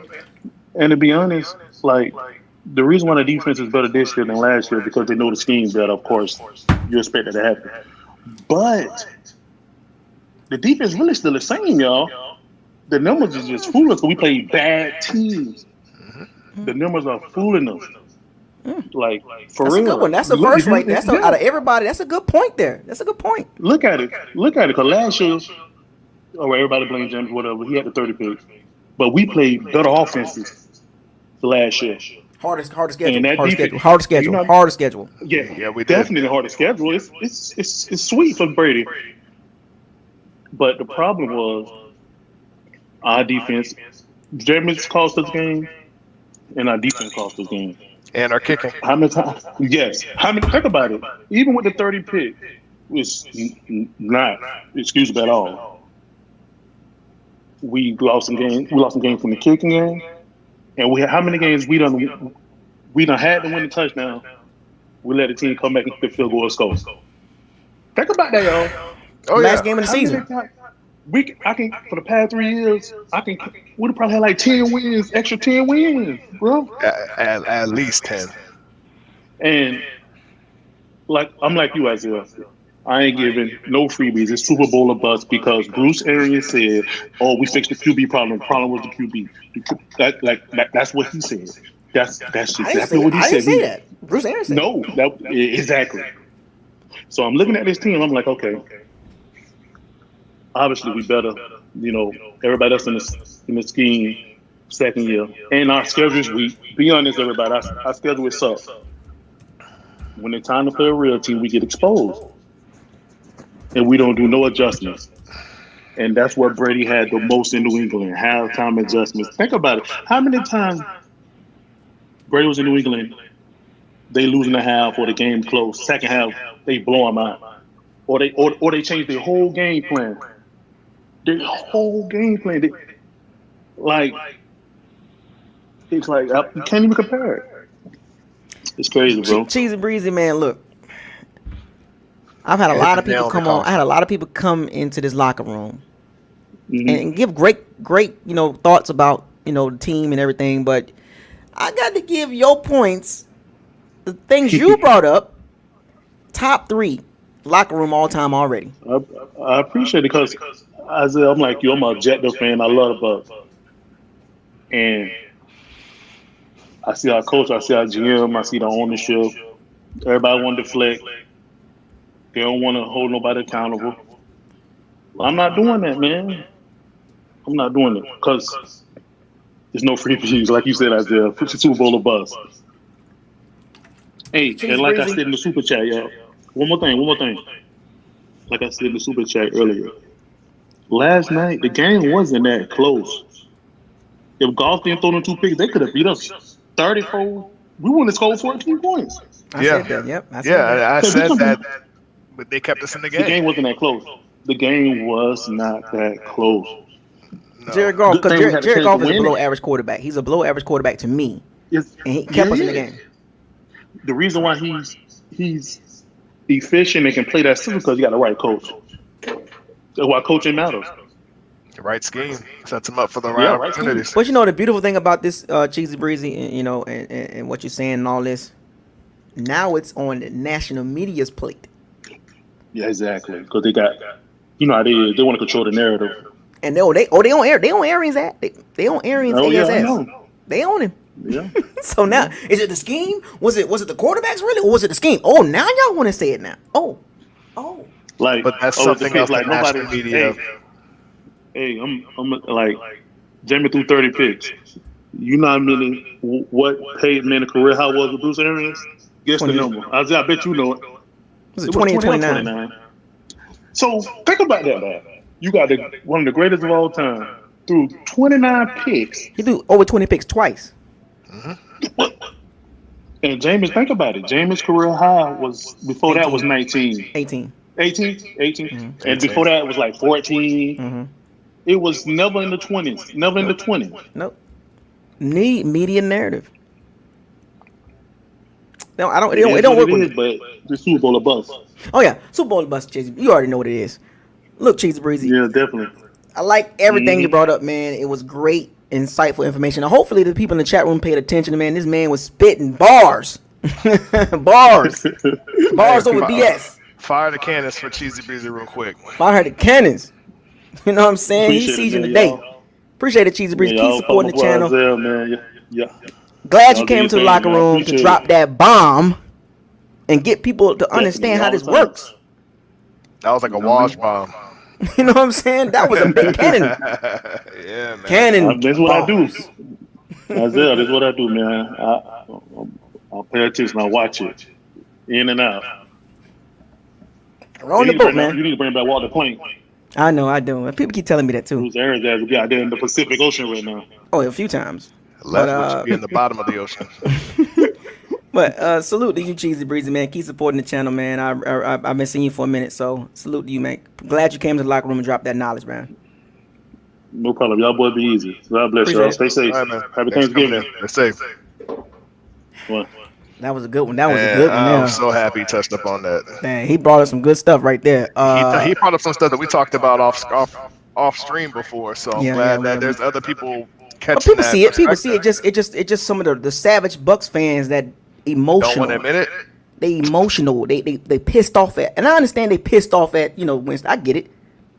They pissed off. I get it. You know what I'm saying? Like, you could be pissed off all you want to, but be objective. Be non-biased. Get your emotions out of the player and look at it. But now it's out there now.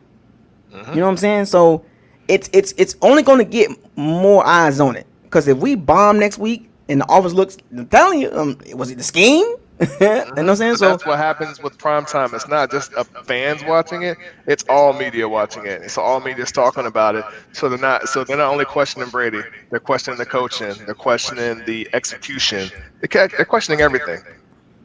That's what these primetime games do. So it's not just exposing players; it's exposing coaching, it's exposing everything. True that. We had Justin. Justin was waiting in the next, and he jumped out. Justin, you can come back in. I don't know what happened. I guess you got tired of waiting, but I see we got exclude Garvey up in here. Yeah, I'm gonna see. I'm gonna give Justin a second. If he want to come back in, and I see exclusive ain't gonna go. He gonna sit right there.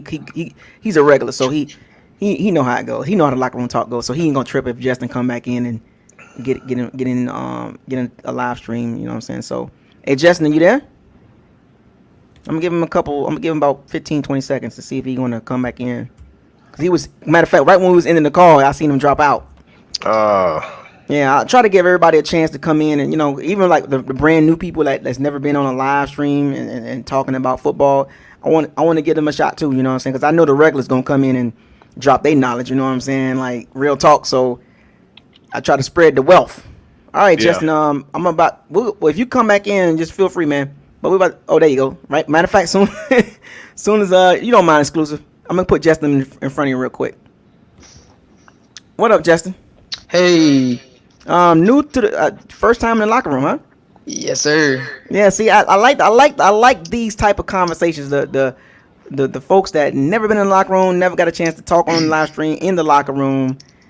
I like this conversation because it's new information that can possibly come out of this. So, Justin, the floor is yours. Welcome. Thank you. First thing I'd like to bring up is why did we stop blitzing? Maybe you guys give me some insight on this. I just don't get it. We had in the beginning of the season, we've had this explosive defense. I mean, we're in the QB. You've seen the Green Bay Packer game. I mean, we're hitting Aaron Rodgers every play. I mean, offenses are coming in like Raiders, and they're scared. I mean, we're hitting these QBs like crazy. This defense is looking like 0-2 or something like that, and just Giants game comes up, and we're done. That's the changing point. That was when the defense kind of started regressing a little bit. It happened a little bit. It happened a couple games before that, but it really exposed because the Giants had a perfect game plan to win the game. They just had an incompetent quarterback. Right. So. And I think Bucs defense also deserves some credit. We had 4+ times. They gave the offense 4+ times to tie and take the lead as well. A lot of people aren't talking about that. I mean, that's just, I don't know if you saw the Cameron Brate post-game interview, but he said that he felt like the offense let the defense down. Yeah, they did. The defense played a hell of the middle of the third quarter. That's when the defense shut it down. They said, you know what, that's it. It's a wrap. Absolutely. 4+ times. I mean, this star-powered offense just I can't say it enough. Times. That's ridiculous. It makes you want to pull out your hair sometimes. I mean, I don't know. And why are we making Tom Brady throw these deep balls constantly? I mean, I think I saw this stat. I was watching First Take this morning. I think he had 29 throws deep in the last 3 games and only had 1 completion. One. Worst in the NFL. Worst in the NFL. 28, matter of fact. 28. 1 out of 28. So why don't we switch it up? I mean, Tom is known for this West Coast short pass type scheme. We don't have the receivers for it. We have AB, Godwin, Mike. I mean, you don't think so? With that roster, you would think it would work. But these are receivers that stretch the field. Not those to keep coming in, slanting, curling. Remember, before Brady got here, it was built to push the ball down the field, and we still brought Brady here. Yeah. So it was like, you know what you was getting with Brady. You know what I'm saying? Brian is also costing us games. I mean, do you think he should be fired? The offensive coordinator, do you think he should be fired? Do you think we should let him go after the season? I think what Arians needs to do is do what he was brought here to do, which is actually be involved heavily in the play calling. Take ownership. I mean, this is your baby, so you know, stop with the. I think he called a great game, and knowing dang well he didn't. And he seems to be throwing Tom under the bus like crazy. Or he loves it. He loves it. That's what he does. I watched the Pat McAfee show. And they'll all say that, like, because he was near him when he was in Indianapolis, and that's what he does. He is quick to challenge his quarterback. He is quick to just be like, change that oil. Hey, get the gears out. Yeah, he was saying that, like, they were talking about Fournette and Ronald keep dropping balls in the backfield like crazy, which is absolutely ridiculous. How many times, those, drop-offs are getting just dropped 2-3 times. It's horrible. And, he was talking about that. And I think Arians said, it was a bad throw by Brady. I mean, it's not all Brady. I mean, yeah, you could blame this game on Brady, especially that last interception. But, like, I think it's the offensive coordinator, Arians, and Brady combined. I mean, it's a bad match. Absolutely. Do you guys think that we should give Fournette more reps than over Ronald, or do you think we should just continue to keep pounding over Ronald Jones? Like you got to give Ronald like Ronald Jones has earned the right to be the guy. You know what I'm saying? Like, and Arians with this switching up stuff, like, because for a minute we didn't see Ronald Jones like yesterday. Last night we didn't, like, all of a sudden he just disappeared. Like, yeah. Like, what the hell? Like, you just keep playing with this man's emotions, man. Like, this is why Ronald Jones so inconsistent, because he keep playing with his emotions. Yeah, I know. I see a lot of people saying, back to the defense. I know a lot of people saying, like, a lot of Bucs fans, we're the number one run defense. I don't care about that. I don't care about that. They don't need to run. Why? Why run the ball when you get past? Yeah, but remember, I could take you back to the Schiano. Schiano had number one ranked run defense, but pass defense was 31st. It was last. So that's all cool and all, but I mean, teams like the Saints, I mean, they don't need to run. Okay, we'll stop running. They okay with me. I mean, today's NFL has gotten so fast, and offenses have gotten so ahead where you can sling the ball. Running the ball does balance it out. It helps, but the best team isn't going to have the number one running game. It's going to have the number one run defense, but if you can't stop the pass. Yeah, if you can't stop the pass, then that's how you score points. And back to what that's how you get upfield. Guy was saying before me about the whole we can't get 4 people, to pressure the QB. The only way we can pressure the QB is blitzing, and we're not even blitzing. Recipe for disaster. It's ridiculous, and I just don't understand. Todd is a good defensive coordinator. I don't know if he's. I just don't know. There's no excuses. There's no conspiracy theories. Now we're at the point where it's why. Week 11, man. That's all I'm saying. Look, Justin, it's week 11, man, and just keep it 100, man. It's week 11. You are who you are. This was a playoff game, pretty much. This is what absolutely. This is a game to where you see how you would fare in the playoffs, and we just got out coached yet again by a better playoff team, better defense, better coaching. Again, it's chess, not checkers.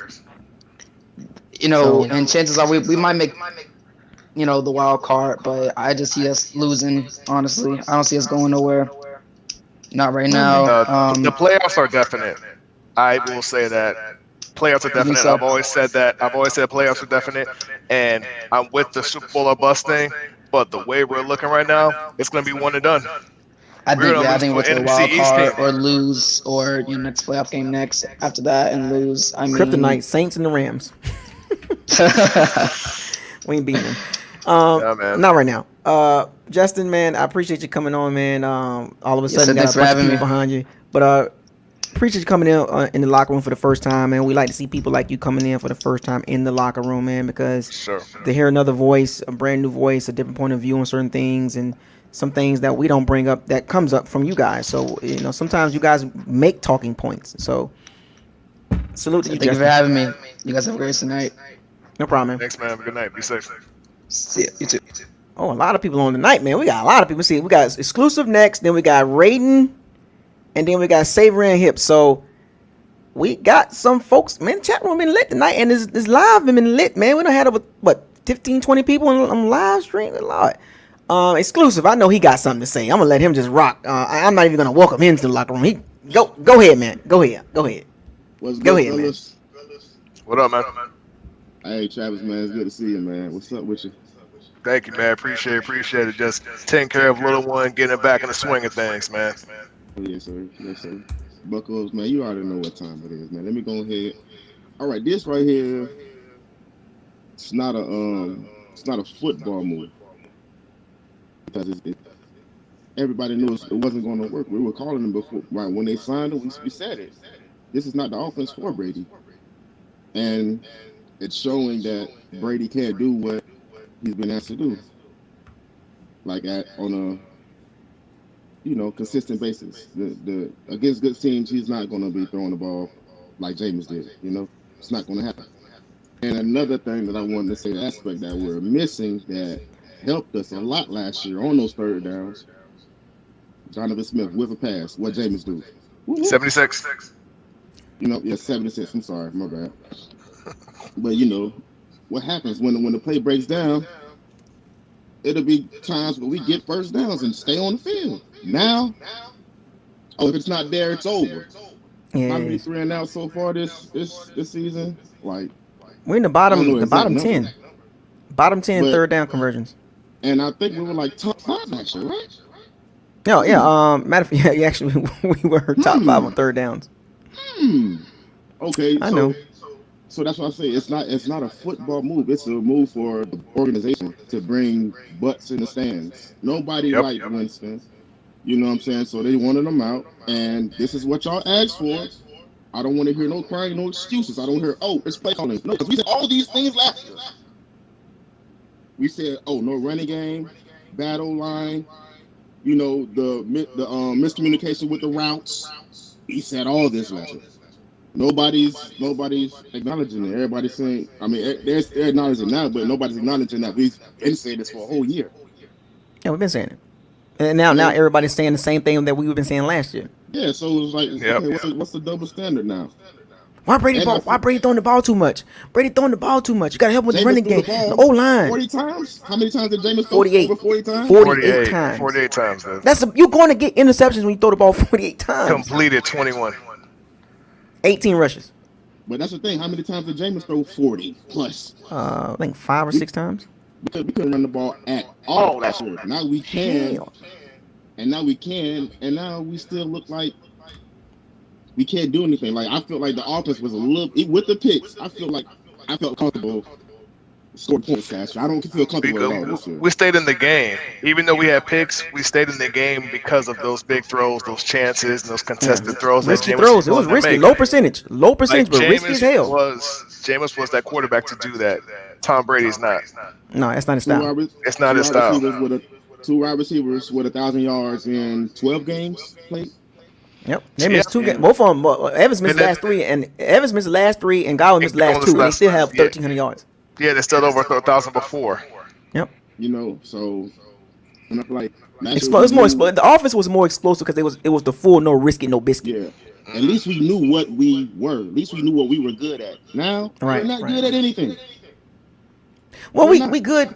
We're good at we're good in certain downs and distance, and we're good with the running game against poor defenses.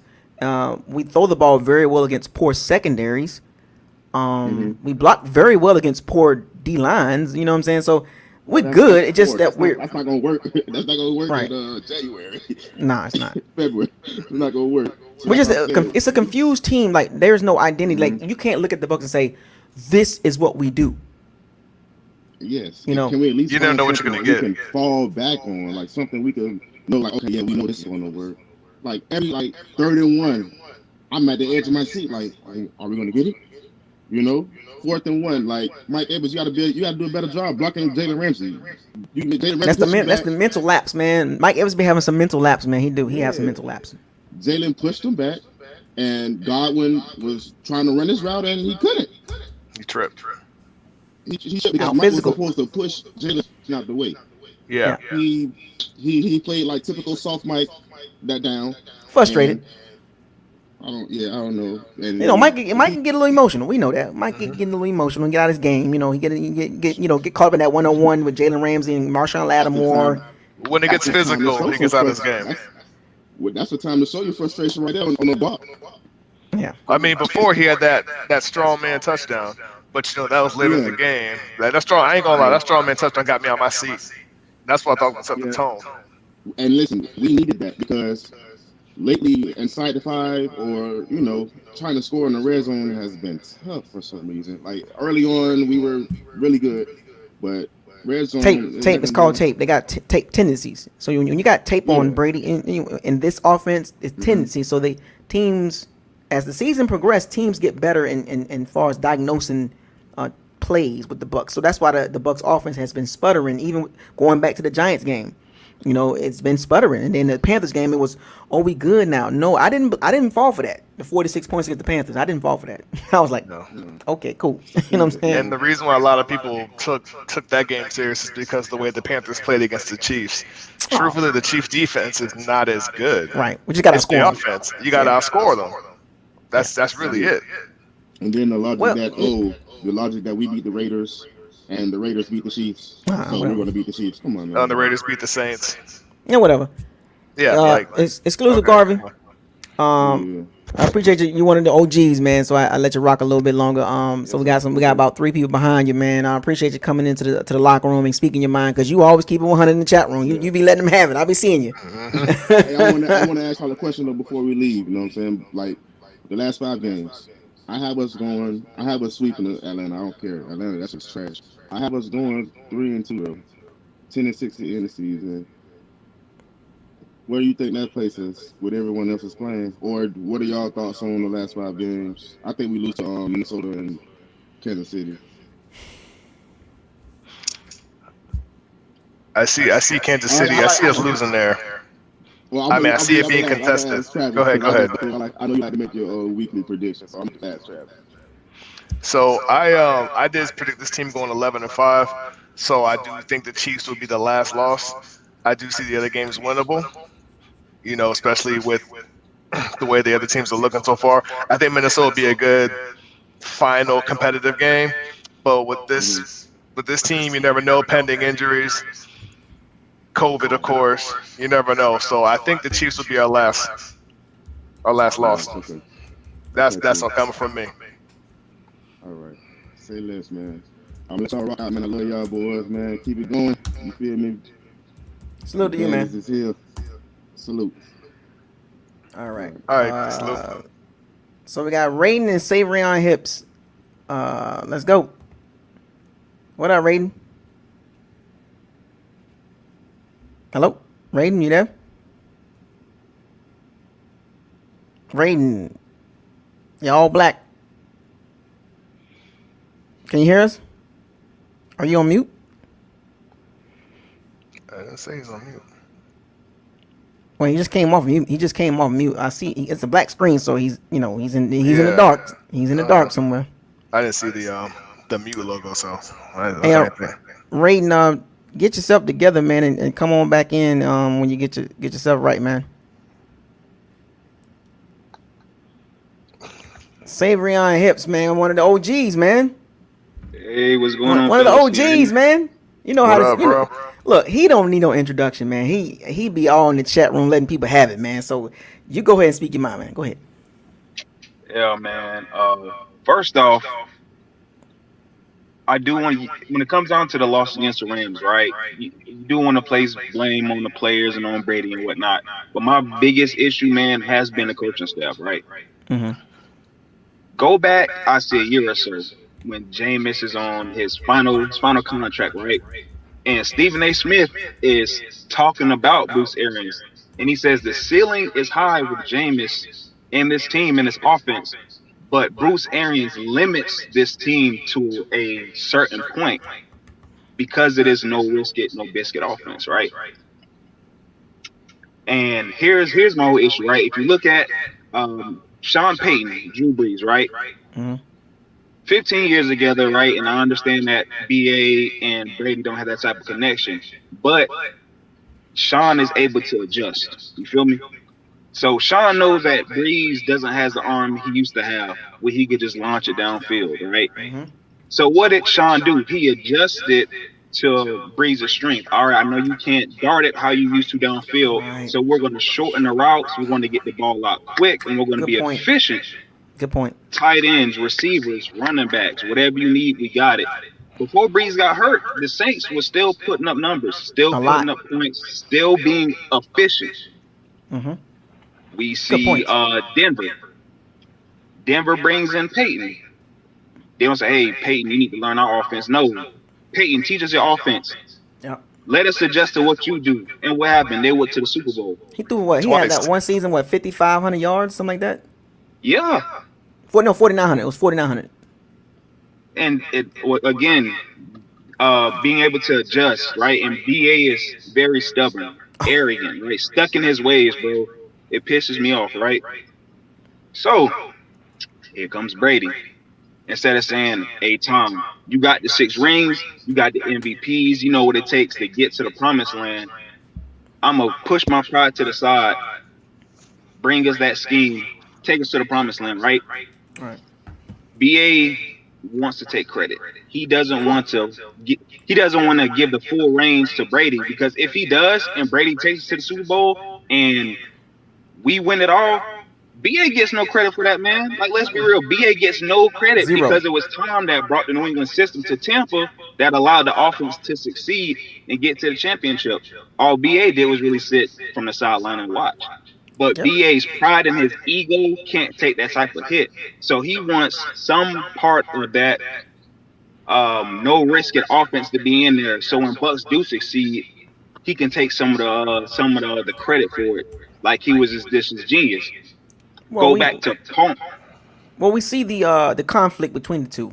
We see the conflict with the matter of fact. Yesterday's game is the conflict of throw the ball 48 times. That's not. Come on, man. That's Come on, never BA. been Brady. It's Come never on, been man. Brady at all. Brady He's done it. overcut the He's ball done it out. before. He's done it before, but he's done it a whole lot more this season in his entire career. Exactly, bro. Throws down the field. It's like, golly, this is way too much. You know what I'm saying?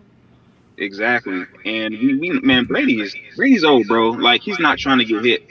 And knowing we don't have the O-line, we didn't do what the Saints did. We didn't build through the draft. We have a struggling O-line, especially with Marpet out. So you're talking about long development plays with the struggling O-line with a front four, a defense that doesn't need to blitz, but they can get after you with the four that they have and put you on your back. That's a recipe for disaster, bro. I mean, here's a prime example: 20-yard throws, 20-yard plus throws. Brady for the season, 18 for 58. That's 31%. 627 yards, 3 touchdowns, 3 interceptions. 18 for 58, 20 plus yard throws. That's not BA offense. Bro. That's not his style. That's BA offense, but that's not Brady's style. 18, 58 throws, 20 plus yards. If we want to win out, man, and we want to make it to the Super Bowl, BA has to scrap it. He has to scrap this no risk at offense, bro. It's gonna be tough. It's gonna be tough. It's gonna be tough to do it this late. I honestly feel like, bro, if he doesn't at least give more of the percentage towards Brady's scheme, Now if that can work. we get bounced out first round and we don't make the Super Bowl, I'm on him. I'm on him. They're gonna eat up BA, bro. They're gonna gonna tear eat him up. up. I'm gonna tear him up. I'm gonna tear him up. They're gonna be thrown in the fire. I'm gonna tear him up. Because the media is gonna. And it's not even the narrative, bro. It's the truth. BA It's is true. holding this offense back. He's holding his offense back to what it could be, but he has to allow Brady to do what he does best. He's been doing it for 20 years. Why come in and mess up something that's been producing so much success over the years? Why? Say around, man. Look, all the points you made, man. I had to put it up there. I'm laughing at the super chat, yo. Just Yeah, I'm for laughing. anybody. I'm laughing at So Kendrick Eddie said it's all Brady fault, Brady washed. Nah, man, he not super washed. But. Just so Savion knows, that's why I just laughed real quick. Right. But Savion, man, look, every point you made is right on cue.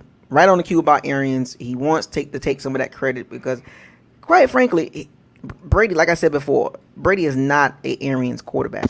Period. That is not his style of quarterback. He you can tell the frustration with some of the play calling. Like they be forcing Brady to push that ball down the field. He don't want to, but he does it because he like call the play down the field. Because I'm tired of seeing this dinking and donking. You can see the frustration. You can see it. The play calling. Like Brady hit a couple of short passes and all of a sudden a long pass. Why? We're moving the ball consistently short with AB and Brate and deep ball. Wait a minute. Where did that come from? Yep. Give the man eternity. Last night. Impatient. We had like a timeout and like a minute left. That's for Brady. That's eternity to drive down the field and you chuck the ball downfield To Cameron Brate. Not only that, bro. Brady was seeing ghosts. The play wasn't even fully developed. Brady gets the ball and throws it to the flat. You know what he said, right? He said he didn't even see the safety rolling over on the backside. Didn't even see him. And the Rams knew that play was coming. They knew it. The formation, the splits.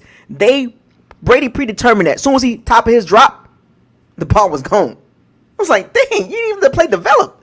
And you know how it reminds me of last year, bro, when Winston would have an open running back to the flats, right? Wide open, and Jameis doesn't even look. He chucks it. And we're literally seeing the same thing Brady's doing. He's not even looking to the flats. He's chucking it. That's not Brady's game. You got to chalk this up to BA's offense, man. His evidence is written all over it. And then wants to throw Brady under the bus for the same BS scheme you've been running with Palmer, with Luck, with Jameis, Big Ben. All these quarterbacks have been getting beat up, throwing high volume interceptions. Like, bro, I could go on and on, bro. The evidence is all there. Look, the media, the national media got a hold of it now. So it's just a matter of time when the narrative is all on BA's offense, outdated. It's starting already. It's already there. So it's just a matter of time. Like, BA got to do something. You know what I'm saying? Because if he don't, we own him. You know what I'm saying? We own him. I'm waiting for you to go in, bro. Look, I'm just chilling. I'm just, I'm moderating. I'm just talking. But I'm telling you, at the end of the season, if we don't get to that Super Bowl, y'all gonna see the gloves off on Bucco's locker. Y'all don't want to miss that one. Don't want to miss that live stream. We I'm made telling that exclusive private viewing or something. Yeah, that's gonna be a different one. That's gonna be a whole nother level, man. That's like the old Facebook days, man. Yeah, that's anyway. But yeah, Savion, man, appreciate you coming into the locker room, man. I had to let you rock for a little minute because you had some great points, man. You know what I'm saying? And we gonna see, man. We got, like I said, we got the Chiefs coming up, and we gotta somehow dust ourselves off and as a fan base and stop arguing with each other. Every time we lose, it's always revert back to the pointing the finger from, come on, man. Like, you can't blame another player that's not even on the team. You know what I'm saying? Like, I don't know why they do that, but anyway. Yeah, I love y'all, man. Keep up the good work, fellas. I love it, man. Appreciate it, man. Appreciate it, boss. Guess who we got coming in? We got a Saints fan. Big Easy been popping in and out. So, folks, don't miss this one. I'm going to let Big Easy rock for a little minute because I know he going to talk some noise. It's all love. So, just keep it clean, Big Easy. Yeah, we can take the heat on Bucco's locker. Trust me. What's going on, Big Easy? Whoa. Y'all can hear me? Man. Yeah, we hear you. Oh, all right. Welcome to the locker room. Welcome to the locker room. Yeah, man. Look, it's the holidays for me, bro. I got family over here. But I've been listening to y'all, bro, and I'm not going to stay too long. I just got a question and a comment, Okay. So after I say that, I'm gonna just sit back and see what y'all got to say. All right. But to me, my question is, Do y'all think that Tom Brady sabotaged y'all entire team?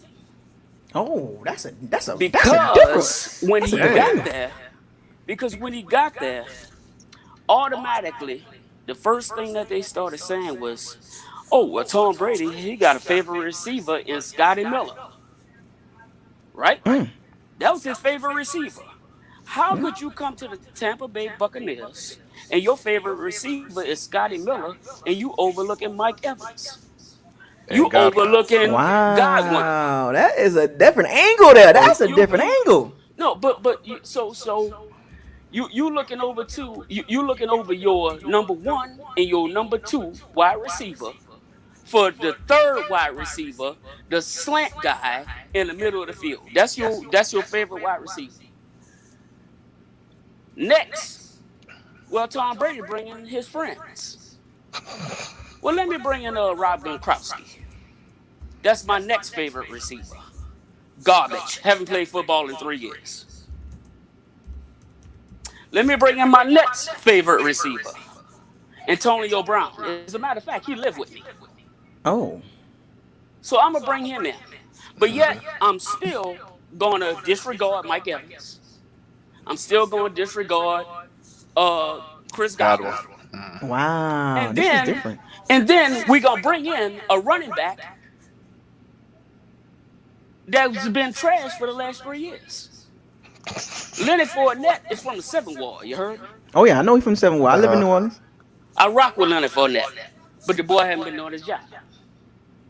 He's a volume back. He's a volume carry back. But you're gonna showcase him over the running back that's been pounding it from USC. Oh yeah. Okay? You just gonna disregard him for. I mean, you basically you're trying to run a 2-back system and it ain't working. It ain't working. Right? So my comment is, like I said, my question is, do you think Tom Brady has basically sabotaged the Tampa Bay Buccaneers? Because if I take it to the defensive side of the ball for y'all, if I take it to the defensive side for y'all, right? The little rookie, Winfield, y'all say, bro, what y'all really did to that dude, y'all took his heart. That boy came ready to play this year. I wanted to draft Winfield. Okay? Glad you didn't. Exactly. I'm glad I didn't either. I'm glad I didn't either. But my thing is that his heart is taken, bro. Them boys on that defense wanted to. Bro, look, after what Shaq Barrett did last year with the 15 sacks in 3 games or however many it was, ready to play. JPP, ready to play. All that's going down the drain, man. Y'all heart is shook on defense. Y'all shook. After we didn't shut y'all down 2 games, sweep, y'all shook, man. That's all it takes. And then y'all still betting on a 41-year-old quarterback, 43. And it's like I say, man, will y'all make the playoffs? Probably so. I'm not doubting that y'all won't make the playoffs. I'm not doubting that, but I don't. That's as far as y'all go. You can hang it up from right there. But that's all I had, man. So, do y'all think that Tom Brady basically sabotaged y'all team? So, and I can tell you like this, Bruce Arians, y'all need to get him out of there, man. Straight up. So Trash. okay. Garbage. So Big Easy. So okay, so Travis, I'm gonna let you take this, but so there's a couple areas that he touched on. So Travis, did you catch all that? Because I did. You want to take that? Okay. Yeah. So to answer your first comment, Tom Brady did definitely bring in a dynamic to change this team, because we went from an offense that was stretching the field, getting thousands of yards, to converting it to dink and dunk plays, and he's bringing in players he's used to, little receivers like Scotty Miller, familiarity with Gronk, and a connection with the receiver in AB. Now, I will say that AB was brought in for depth, but you see that there are certain series where he's devoting plays just to AB, and it's noticeable. It happens 2 or 3 times a game. Man, look, that first game AB came there and he came out there to play. Man, they shouldn't have done that. You could tell how frustrated Mike Evans was. Oh yeah, frustrated, man. As a matter of fact, Mike Evans might want to get out of there. I'm telling you, it's bad. Y'all locker room is terrible, and y'all don't know it. Oh, we It's do. not what y'all seeing on the field. It's what's going on in that locker room. It's body Because language. Mike Evans is not feeling Tom Brady, and that's facts. Oh, I can see that angle there. I can see that because let me tell you why. Somebody yesterday said during the game, Evans and Godwin was shaking their head coming off the field consistently. Like, They what the don't hell? like Tom Brady. How you gonna come in there and say Scotty Miller and Gronkowski is my favorite receivers? What did he have in New England? Well, he had the same type, but when you go to New England, that's his system. He came there and changed that and tried to make that his system. But you dogging out two of the best top wide receivers in the South. How could you do that? How could you disregard Mike Evans and Chris Godwin, especially after I'm just saying after what they did last year? How could you do that? With Jameis throwing 5,000 yards and then you come there and you're not even looking their way. You don't even look their way at all. It's noticeable, man. I've been watching y'all. I see the games just like y'all see it. So we played y'all twice. Every year. Travis, you want to keep going? No, I'm talking about with Tom Brady. Oh no, I know, but I mean, being a division rivalry, saying, you could see the personalities from what was happening pre-Tom Brady to current Tom Brady with our receivers. That's what I'm talking about. BA and Tom Brady is not for y'all. Straight up, get rid of it. And just like the other caller said, not the one that just got off, but the one before that, Garvey, your boy said it exactly right. Tom Brady was there to put butts in seats. Y'all have a good night, man. Okay. Who that? I appreciate it, Big Easy. That was very interesting. Very interesting. Some good points. So Travis, I'm gonna let you take some of those angles that he brought up, and I'll come behind you and I'll chime in. I'll let you lead that because he brought up some interesting points there about with the Evans and Godwin and AB and the Scotty Miller situation and the Brady and his guys and pushing pushing Evans and Godwin to the side pretty much. And there was a couple things he left out, but we'll touch on that in a second. And a matter of fact, I'm gonna give a quick little plug, or not a plug, but a little shout out to everybody. Appreciate everybody that's still in the live stream, watching locker room talk. Y'all see how locker room talk go, man. Y'all see how locker room talk, man, how it goes, man. Anybody can come on here. Any fan base can come on here. If you want to talk about the Bucs, you want to talk about football, as you can see, there is no emotions behind when people come on here. There's no arguing. There is no frustration. There's there's none of that in the locker room. We all grown men and women in the chat room and in the live stream. So we don't have no time for that. So as long as you keep everything respectful and clean, man, this locker room is going to always be good. This is a good locker room. We ain't got no drama in the locker room. Not in this locker room. You know what I'm saying? So shouts out to all the bandits and all the pirates in the chat room staying in live with us in the locker room. Now let's get back to these angles that Big Easy brought up. So Travis, what you think about the sabotaging situation? So I will say that I'm not surprised he had a connection with Scotty Miller because he's been used to small receivers. He's had success with small receivers. Bringing in Gronk, I felt like was a huge reach because we already had two tight ends in the system. So bringing in a third was much, knowing that something you touched up on, tight ends are not a big factor in BA's offense. It's not. So for him to bring in an extra tight end, it's just like you're trying to change it to something you're familiar with. Mm-hmm. And then you bring in AB of all receivers who has a troubled past. And I wasn't a fan of that because I'm all about character. I was 50-50. Okay, and I was okay with talent, but I'm all about character because how long are you I'm big on character. Big on character.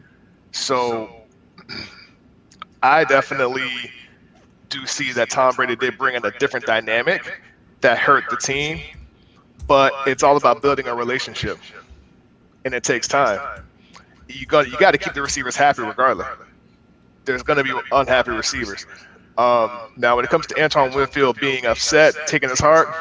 He's going through growing pains. So let me ask you this question. So why would you think that his heart has been taken? What would make you what do you think it possibly could have, like, is it his change of play? Because to me, in my opinion, what Big Easy was referring to, it would feel hard being taken, but how is it being taken is when the scheme is being called for him to play off the ball, play safety because of the lack of coverage back there. He's helping out in coverage. He's trying to make up for the lack of cover skills for Jordan Whitehead, the lack of cover skills for Murphy Bunton, aka looking like Vernon Hargraves out there. So that's why you haven't seen the same type of play that we seen in the first half. Yeah, the first 4 or 5 games of the season, Winfield was all over the place, but now Bowles pushed him back to help out in coverage because Bowles saw the issues with the slot corner with Jordan Whitehead. He saw that he needed Winfield in coverage because Winfield has a knack for balls, and quarterbacks don't even really throw at him.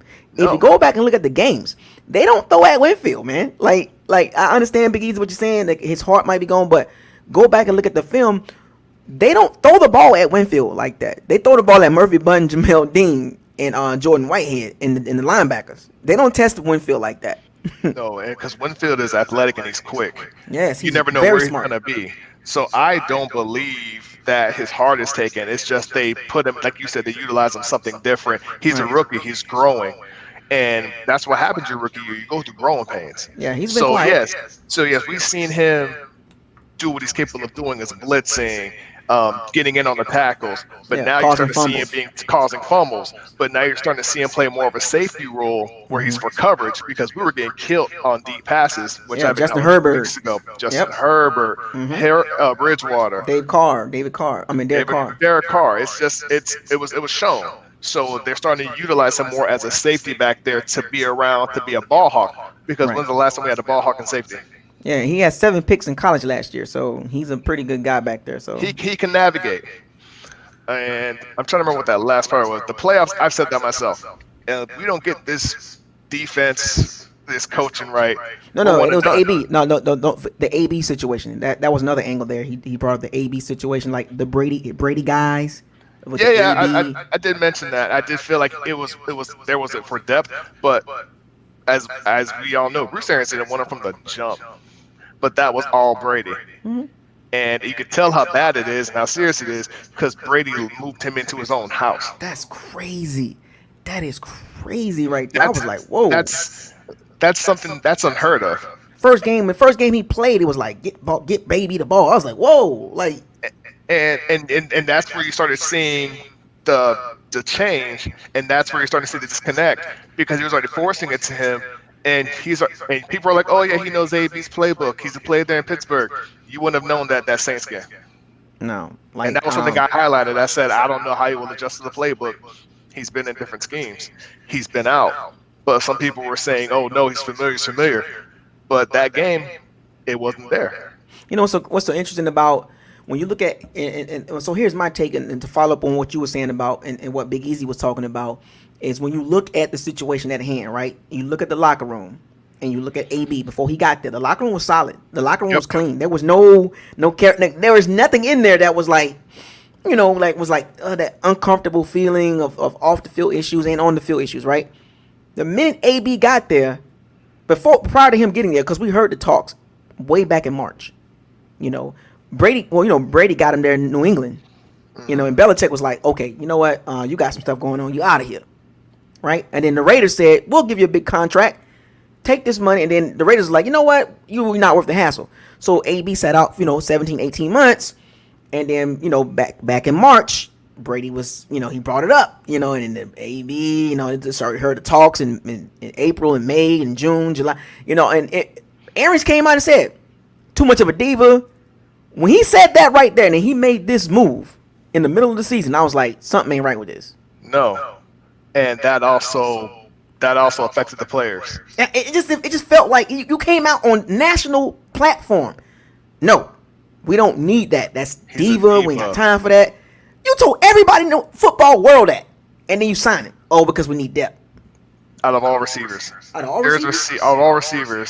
there's people out there looking for a job. You signed one with a troubled past. Yes, his stats and numbers on the field, performance on the field are there, but his character. You just doubled down. I was weary. I was 50-50 and I was like, that didn't make any sense. You came out and told the media, everybody.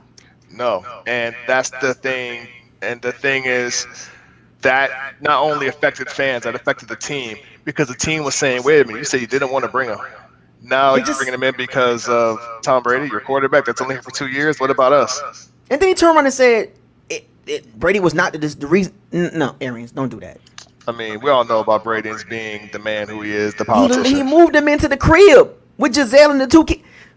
Bruce, who you fooling, Bruce? That was a Brady call.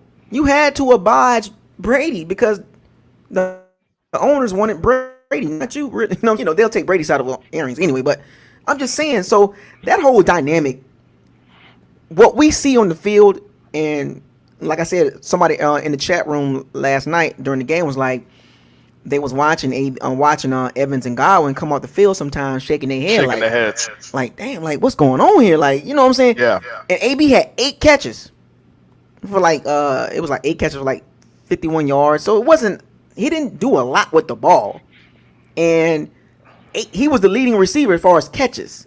Yeah. I was like, wow, and targets. I was like, whoa, like again, like Godwin and Evans, they're all not the those number options. one. Like that's it just seems like an awkward fit for the receiving core that we got as far as styles and character. Man, Evans, Godwin, it's deeper than that. It's something that we're not even seeing, that we can't. Exactly. We're not part of the locker room. We don't know, but from a bird's eye view, it just looks funny to me. It does. As great as AB is, it just looks funny on this team. Just watch them on the sidelines. Look at Brady with Gronk and AB versus the other receivers. Look, it's a body language. Sometimes it's not what you say, it's how you move. Evans is a good team player. Evans is like, I just want to get to the split. Yeah, Evans, we get it, Evans, but bro, your body language, man. It tells on you. Body language are always telling you, this ain't about football. This is life. Body language will tell on you. No matter what you say, it's how you move. And then the other angle that he brought up with the Brady and his favorite targets, Miller, Gronk, AB, and kind of discrediting, or not discrediting, but kind of like erasing or kind of like pushing to the back Evans and Godwin, because Evans became a red zone target, which is good, 9 touchdowns, which is great, but in between the 20s, Evans is an afterthought. And for some weeks, Scotty Miller was the guy, and Gronk did pick up in the middle of in like weeks 4 through like 8, Gronk was picking it up. Yeah, he started shaking the rust off. Right, Still out of shape and slow. And people always kept asking the questions, even at the large scale, was like, Evans ain't getting no targets, man. Like that's a top 12 receiver, top 10 receiver. He ain't getting no targets. Like this ain't it. Just remember, if you look at Brady's style of throwing, Evans is not the type of receiver he's comfortable with. Remember, I don't think you noticed, but I brought this up before. The Evans and Winston connection accounted for 41 interceptions between the two. We talked about this off camera. Yeah, we did. Yes, I thought we did. Because Jameis in college had a favorite receiver in Rashad Green. Right. And most of his interceptions came when he threw out Rashad Green. Because he stares down his number one receiver. I'm gonna get you the ball. I'm gonna get you the ball. I'm gonna get it to you. Fine. When he got to the NFL, that was Mike Evans. 41 interceptions between Mike Evans and Jameis Winston. And people don't bring this up. They don't bring it up. Winston forcing the ball to Mike Evans. 88 picks. 41 came from throwing the ball to Mike Evans. Let that sink in. That's almost 50% of his interceptions coming from throwing to Mike Evans. You don't think Brady paid attention to that? You don't think Brady didn't see that in his research? Brady's very smart. You think Brady's going to force the ball to Mike Evans? No. Not his style. Evans is not a Brady-type receiver. He's not a Randy Moss. He's not. He doesn't get separation like Randy Moss. No way, not even close. He's a big body like Randy Moss, but he has to body and play bully ball with corners and DBs, well, safeties. And this was one of the concerns about with Brady coming in. This is why you've seen Scotty Miller and Gronkowski and AB getting all these targets, because that's what he's comfortable throwing the ball to. When the ball come out of his hands, he's comfortable throwing to small targets. That's why you see a lot of them low balls that Brady be throwing. He be throwing some awkward low balls. Like, what is that? You know what I'm saying? Because he's so used to a small frame, a small target. It's easy for him to throw the ball to smaller receivers. Edelman, Welker, Deion Lewis, those type of guys, Brandon Cooks. Evans is not a Brady standard receiver. Godwin is half and half, but it's really Scotty Miller, AB, and Gronkowski. It's what he's comfortable with. Let's call a spade a spade. Mm-hmm. You know what I'm saying? Like, and it's no shot at, Godwin is still a top receiver. Evans still a top receiver. It's just the style that Brady plays. It's not. And my thing is, I'll be damned if we let go of a franchise receiver for a quarterback that's going to be here short term. No, I can't do that. You can't. And what's do so that. crazy? This is a very interesting situation. This offseason with Godwin because he's up for contract now. How many teams you see got two receivers making $12 million apiece? Not many. Don't worry, I'll wait. So you see where I'm going with this, folks? It's going. I know I'm getting a little bit far ahead, but I just want y'all to understand. It is very rare to see two receivers making $12+ million a year. So you know what that means? Who you going to keep? Now I'm not trying to say you gotta get rid of both of them, but Godwin's going to get paid. So you don't get paid, or somebody's got to go. I mean, you can take Donovan Smith money and give it to Godwin, but we need O-line. We need D-line. At this, I mean, something that was touched up is we're not going to get a left tackle high in the draft. So if we do let go of Donovan, it may be a free agent, but he's going to want money, depending his age. Right. You know what I mean? It's a very tricky situation with that Godwin Evans situation when it comes to money, and then when it comes to what's the priority, because Godwin is a priority. Godwin is a priority. Healthy Godwin is a monster. You know what I'm saying? So it's going to get interesting. Now, the other part he brought up was with the Arians situation. He said Arians is not the coach, and the owners wanted seats in the butts for Brady. That was a part of the package deal. Bringing Brady here, everybody knew, not just for football purposes, but for financial purposes too. That was an obvious no-brainer. Like, the owners gave this man 50. Well, the contract is like this: it's $50 million guaranteed, 9.5. Just say $10 million extra incentives. That's Pro Bowl, playoffs, Super Bowl yards and all that stuff. So he got $10 million in incentives. So it's a really $60 million contract, but $50 million of it is guaranteed. That's a lot of guaranteed money. Whew. That is. So regardless of what happens to Brady, he gets $50 million. March 1st of 2021, he gets $25 million for 2021. Regardless, it's going to be an exodus on this team next year. So it was a very interesting contract signing. We are the only team that, it was us and the Chargers that really wanted Brady, to be honest with you. In my opinion, that were willing to fork out the money. And then you look at both franchises were struggling in sales, tickets, and all that stuff, like jersey sales. Chargers was in the same boat as us. Oh yeah. You know what I'm saying? As far as ain't nobody talking about the Chargers. No. They needed a jolt. You know what I'm saying? So Brady chose us and we chose him. So it came with the territory. So as you can see, ticket sales, merchandise, jersey. Gronkowski and Brady had two top 10 jersey sales players. Like both of those guys, top 10 jersey sales. Yeah. So and those are just fans of the player, not the team.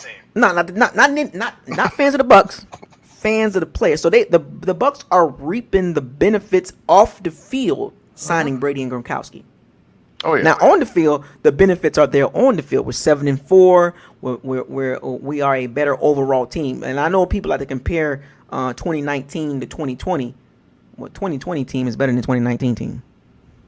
Yeah. It's not ultimately. Even close. Ultimately, it's not we close. We didn't have this record last year at this week in time.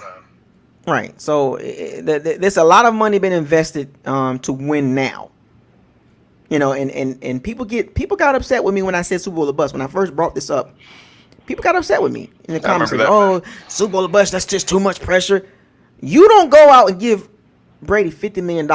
Give Gronkowski $9.5 million. Fournette out of 3 years retirement. Come on, fam. Like we're just trying to get to the playoffs. Well, you can miss me with that. Super Bowl or bust. And if they don't make it, I'm on them. I'm going to give them the business. As fans, as streamers, as YouTubers, as people with voices, we have a right to, and we should.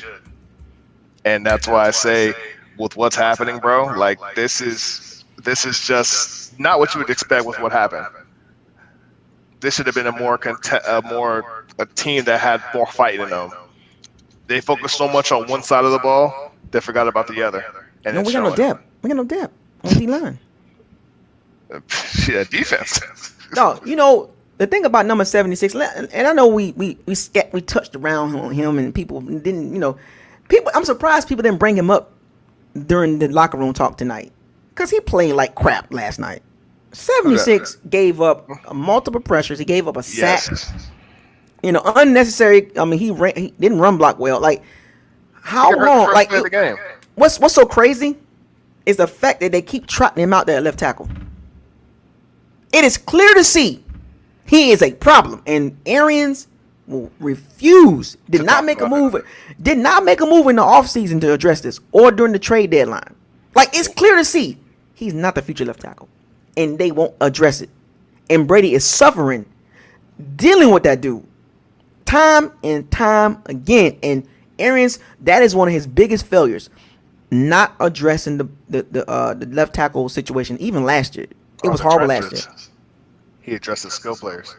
Yeah, the skill players. Left tackle needed to be addressed.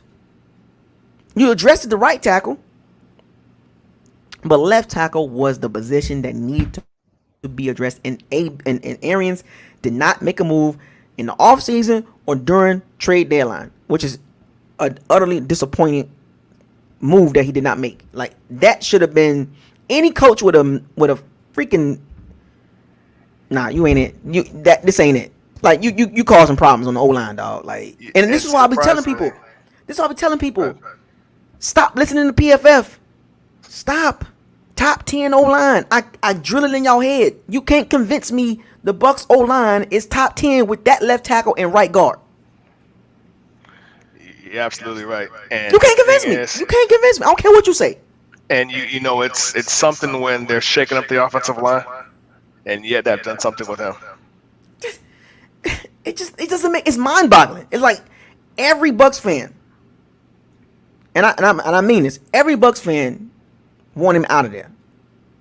I don't see any Bucs fans sticking up for 76. I have not heard of one. Not one Buc fan saying, "Oh, 76 is pretty good." And if they do it behind the keyboard, and they know they're laughing, because I would love to see somebody in my face, straight face, tell me. I want somebody to come on here right now and tell me 76. Convince somebody in the chat room that if you like 76, get on here right now and convince me. Give me some breakdown, some plays. Like, tell me why is he good? Because he's getting outplayed. He's getting outplayed by a rookie right tackle. Let that sink in, folks. Now, since a lot of Bucs fans love PFF to reference, PFF all the time, well, PFF says Tristan Wirfs is better than Donovan Smith. I don't go off PFF. I don't. I go off what my eyeball test telling me, and I go look at the consistency in other sites' rankings. I want to see consistency, and when you see PFF got the Bucs O-line in top 10 and the other ones got Bucs O-line 23rd, 24th, I'm like, okay. PFF, man, cut it out. Like, y'all need to stop that. Y'all formulas is ridiculous. Like, they had one PFF stat had Brady over Russell Wilson. I was like, what? What are we doing here? Like, this year? Yeah. I'm like, what? Okay, whatever, man. Like, it just, I and people got mad at me when because I'm so raw with it. They be like, oh, what was like always hating on the O-line? He always negative. No, I'm a realist. So I'm going to call this person in the chat because he's got real defensive over 76 and his comments keep getting deleted. Always selling. I'm calling you out, bro. Convince us how 76 is matter of legit. fact, come on, always selling. Please, come on. Here go the link. Always selling. Stop hating, always bro. Selling. Here's your chance. Oh, okay. Here go your chance. Look, I ain't going to get mad at you. Just come on here and convince me and explain to me number 76. You were quick to come in here and defend him. You left tackle. He's top 5. Tell us why. Come on, always selling. Sell me a dream about we're 76. See that and call you out. Come on, bring the smoke. I like guys like this because they get behind these keyboards and then they type. But then here I am on live. Yeah, I'm hating, bro. You can talk behind the keyboard, but show your face and say what's up. Let your voice be heard, at least. Look, man, I always tell her, look, I ain't got no beef with you or nothing like that. I want you to convince me. I just want you 76. Come to court. Yeah, come on to the locker room. We don't bite, we don't fight. We men. Yeah, I know he trolling. Trolling ain't got a voice. They hide behind the keyboard. Here's your I chance. love trolls. Me too. I love trolls. I love Me because too. I love they it. always do that and they never come on live. Oh, you're I at haven't- work. Oh, you shouldn't be in the chat while you're at Oh, work. at work. Come on, man. Bruh, you at work and We had to do watching calls from live. the hospital. You can't go duck off in the corner and get on live, dog. We had to do call us from the front lines in the hospital, but you can't because you're at work. I'm Get at work. out of here, man. What you doing at work? So okay, we Yeah. at 12 o'clock. Well, I don't know what coast you on, but you obviously ain't doing nothing because It's midnight. you watching us. I don't want to hear the excuses, man. Don't Nah, I come in don't the chat either. room. Don't come in the chat room making a statement about 76 and can't back it up.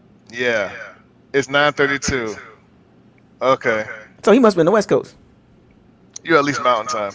Okay, yeah. So yeah, come on, man. Excuses. I don't want to hear it. Excuses. Stay behind your keyboard. Yeah, I love Don't hear trolls. nothing. Yeah, man. This is where you wanna run your mouth. This is where you do it and see you back it up. Yeah, see, and people, and I always tell people, whether you like me or you don't like me, Mm-hmm. you're more than welcome to come on here and talk about. If you disagree with me, you're more than welcome to come on here and tell me why you disagree with what I'm saying or what Travis saying. For real. We're not gonna get mad at you. Remember, I don't get emotional behind football talk. I don't get personal. I don't get mad and start name calling and all. I don't do that. But when you come at me, make sure you have your ducks in a row, because I will eat you up Yeah. and spit you out. You come in here with numbers and facts. Let's hear. Yeah, Because I it have may no sound like an problem. opinion. For real. And if you tell me something that I already know, I'm gonna be like, next. Don't tell me what I already know. We'll just drop you. I'm like, no, you're not finna just run down stuff I already know about Donovan Smith. Number 76. You're not finna tell me what I already know. Tell me something I don't know about number 76. That's all I'm saying. Matter of fact, tell me something what I don't know about any player. But hey, I did want to highlight this about the offensive line. How you feel about AQ Shipley at center? With Ali Marpet being out for a couple games, 3. Well, 3 games not yet. He might not make this game. This is a serious deal, man. I'm surprised people ain't bring this up. That concussion he took, I don't know what play it was, and it was the Panthers game, right? Or the game, it was the No, it was the Saints game. Saints game, yeah. So I don't know what play it was, but man, that was serious. Well, 3 games? Was it before the? I think it was before the Saints game. It's 3 games. Oh my goodness, yeah. Because the Rams, yeah, it was 3 games, so it was before the Saints. Yeah. Who did we play before the Saints? Giants. The Giants game then. Yeah. So this concussion with Ali Marpet was a serious deal. Like, it's got him discombobulated for real. Yeah. Like they tested him 3 weeks in a row and he can't pass the test. And he can't pass the test. I've never seen a concussion last that long. 34 over 30 days now, pretty much, right? If you look at all the numbers, just look at the total. Like that's serious business, folks.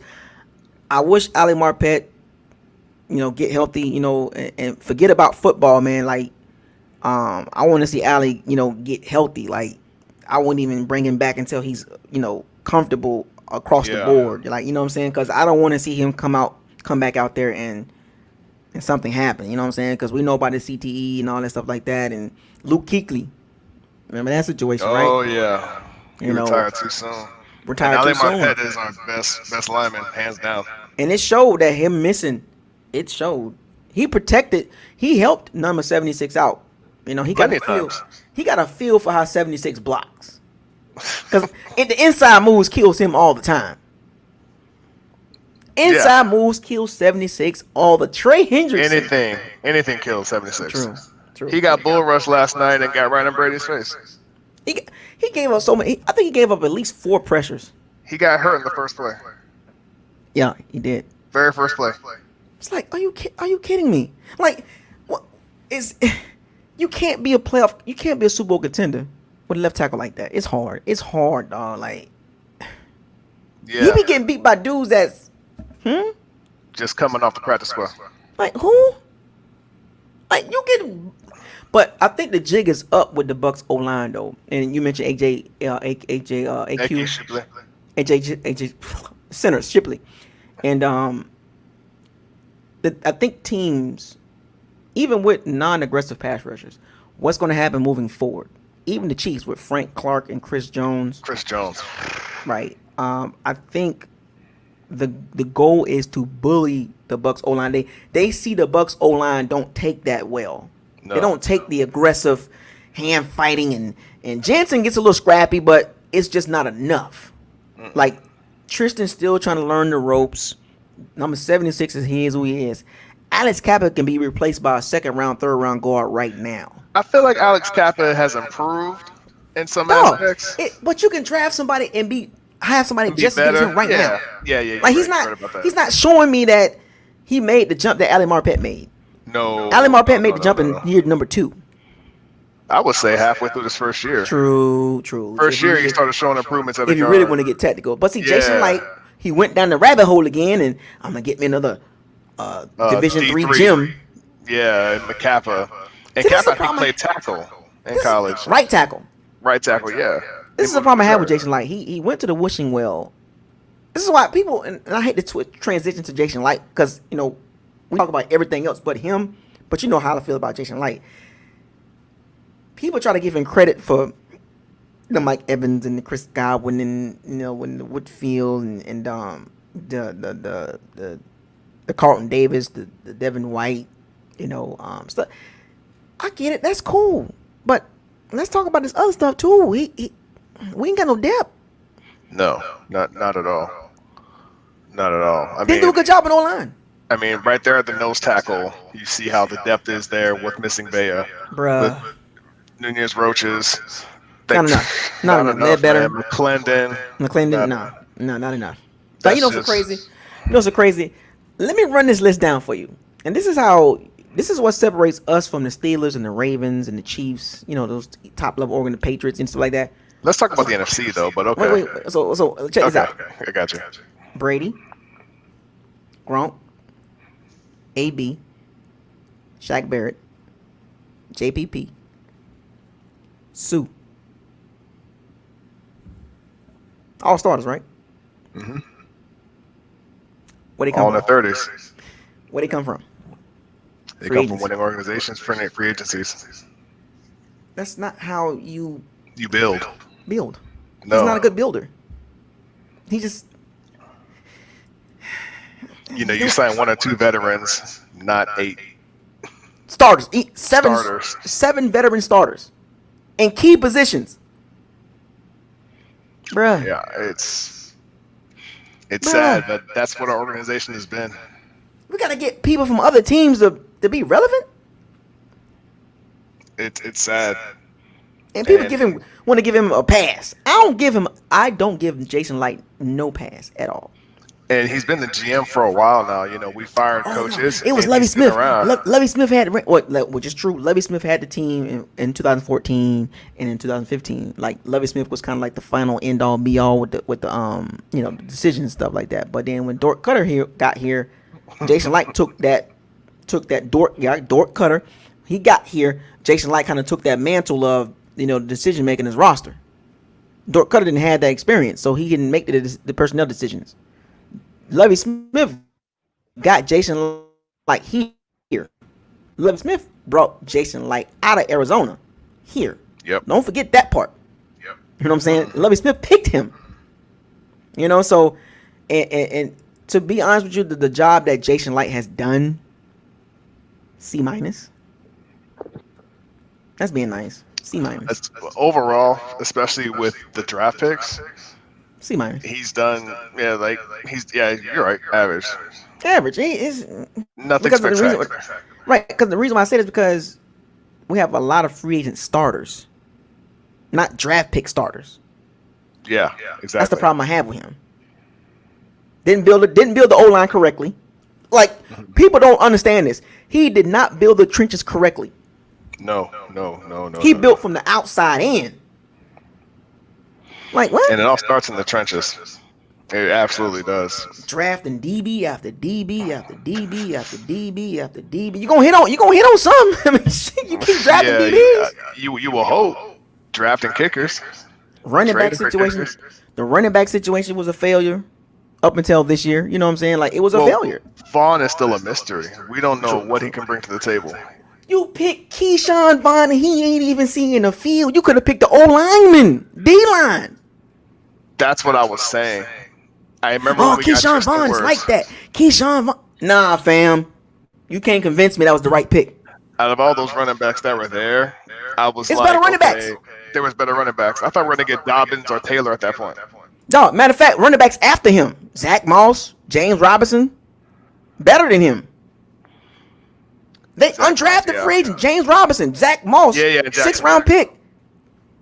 Yeah, you're right. DJ Dallas. We picked Keyshawn Vaughn. Jason Light, really? And we won't utilize them. Don't even We still utilize don't them, know- We don't know what's on the table for them, but what you could have done is gotten an offensive lineman, like you said. I was saying Tristan. O-line, D-line. O-line, and D-line. when we got Winfield, it surprised me, but I wasn't mad at it.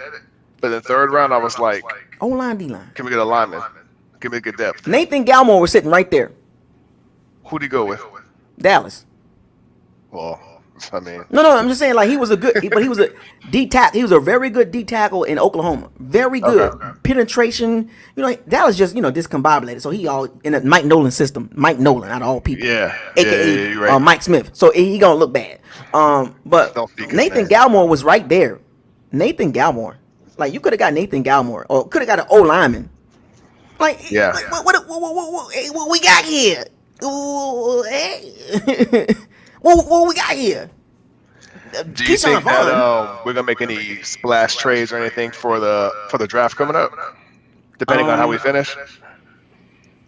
I know it's soon to say, man. It's only week 11, but I already start looking at weaknesses and who to get. Oh, trenches. Period. Yeah. I mean, left tackle has to go. If they resign Period. Donovan, there needs to be an uproar right now. Do like the Colts did.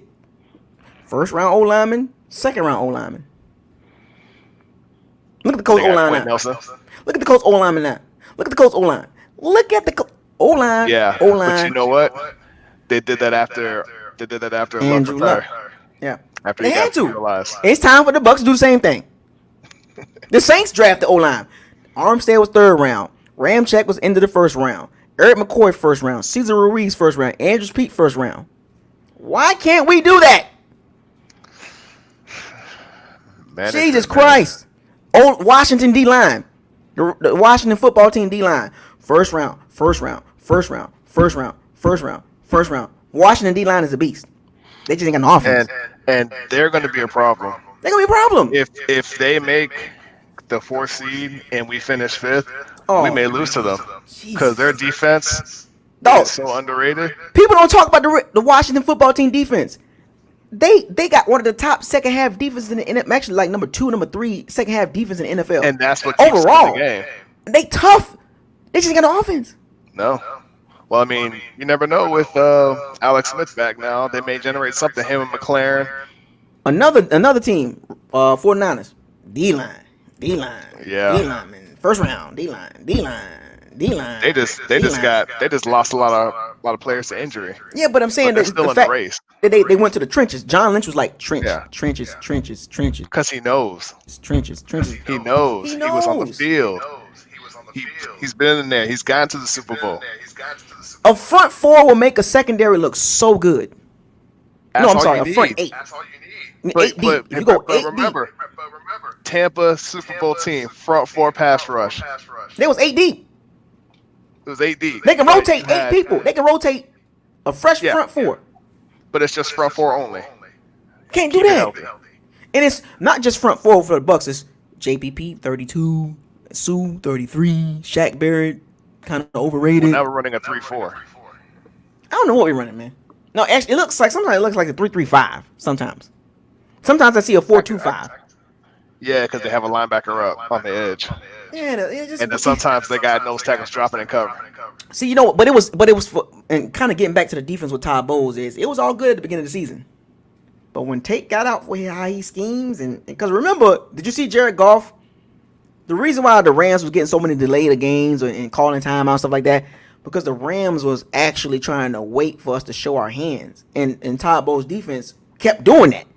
Yeah. And Goff kept catching them. Now a couple of times that took too long, delay a game, timeout, but they was catching the Bucs showing their hand too quick. Todd Bowles was being too exotic, and blitzing like that too much against offensive play call like Sean McVay is a recipe for disaster. For sure. Jared Goff threw the ball 51 times. They basically said, we're not even going to run the ball. Yeah, because we can throw it. Because they didn't have to. We can throw it. They knew they couldn't run on us, but why run if you could just throw the ball to quick check downs? In zone. I can admit this. I was so caught up in.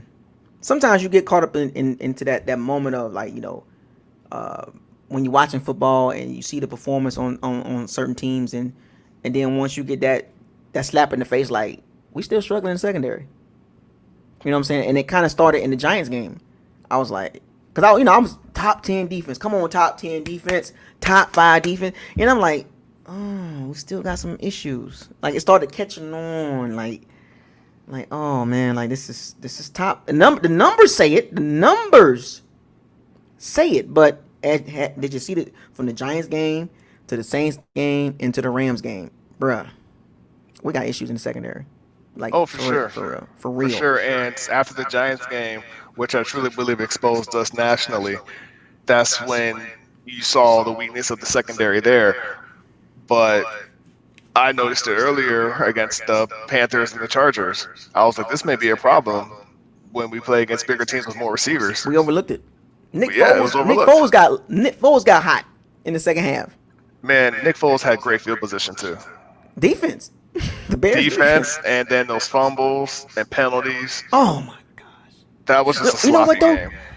One of the things that Big Easy brought up, and I forgot to bring this up, he said the Bucs are going to make the playoffs, and he said, but they one and done. Do you agree with that? No, the way we've been playing, I do. Oh. I do, because, and that's why I did say that earlier. I said that on my stream earlier too, when a few hours ago. I said that we're still going to make the playoffs, but if we don't make any improvements, we're going to be one and done, no matter who we play. And I believe that simply because it comes to these big games where we don't make the enough adjustments or the right adjustments. Mm-hmm. Especially on offense, and the play calling is going to be the Achilles heel. You think we should have got a veteran guy in the secondary? Somebody pointed out we do, and Andrew Adams, and he's a backup. The identity crisis, man. Sometimes you get to that point, you're like, what is the Bucs right now? We're 7-14, but does it feel like 7-4? No, it doesn't, because you feel like a 6-5. The wins are questionable. The wins we got against those weak defenses. We got those quality wins against the Packers and the Raiders. Yeah, that's good. But that's it. The defense on their team is not that good. Right. We needed to beat the Saints. We needed to beat the Bears. I know, right? I mean, the Bears that's the one loss that stings. That stings bad. That stings bad because their team is not as good. They're just defense. If they had a better quarterback, okay. Yeah. But then the Rams game was winnable, was within reach. So that's where I say it comes down to this coaching and play calling. And in the playoffs, it's a different ballgame. The only thing that's different about playoffs, you're 0-0. Yeah. But the problem is we're going to be on the road. Oh, yeah. We're going to be on the road. But if it's in the afternoon, we have a chance. When it's at night, we're in a different team. It's going to be Trevor Sakima because of Brady. On Twitter. Because of Brady, man. Brady going to have us on prime time, man. Exactly. Again. But Trevor Sakima made a funny tweet. He said, when it comes to night games, the Bucs have no power, so we're solar powered. Wow. We're a solar power team. Interesting. I found that intriguing, and I'm like, okay, I see where he's going with this, because we're better and more competitive during the day. It's so crazy. Brady's numbers look so much better on the road. Yeah, but at one point we're undefeated at home. Right. But the numbers aren't better on the road. But because last year Winston numbers was the exact same thing. Way better on the road, horrible at home. Yeah. What's going on with playing in Tampa? Just less turnovers. I don't know, man. I think there's something in the water. I don't know what it is out there, man. I was just out there last weekend, and I'm like, what's happening? The numbers look so much better on the road than at home. Both quarterbacks, like both of them, like you know what I'm saying? Like, what's going on with that? Like, it was weird. It's odd. And you made a great point a couple streams ago. This team is just one big enigma. Hey, just what are you getting with them? Like, the Panthers game, 46 points. Brady had 300 and some yards passing. Rojo had 198 yards rushing. It was the Panthers. Yep. But and people was hyped. Yeah. Oh, the Panthers almost beat the Chiefs. So this is a quality win. No. The Panthers will be picking number 12 or 13 or 14. Stop it, folks. So that's why I'm very even keen for this team. Like, I want the team to succeed. And our defense is a lot better than last year. Yes. The offense is a lot. The lack of a better word, a lot. I would say more efficient because the turnovers has dropped down dramatically. Which I already knew that though. So, but it was a given though. So when Bucs fans try to sell that point, I'd be like, dude, we talking about Brady, like.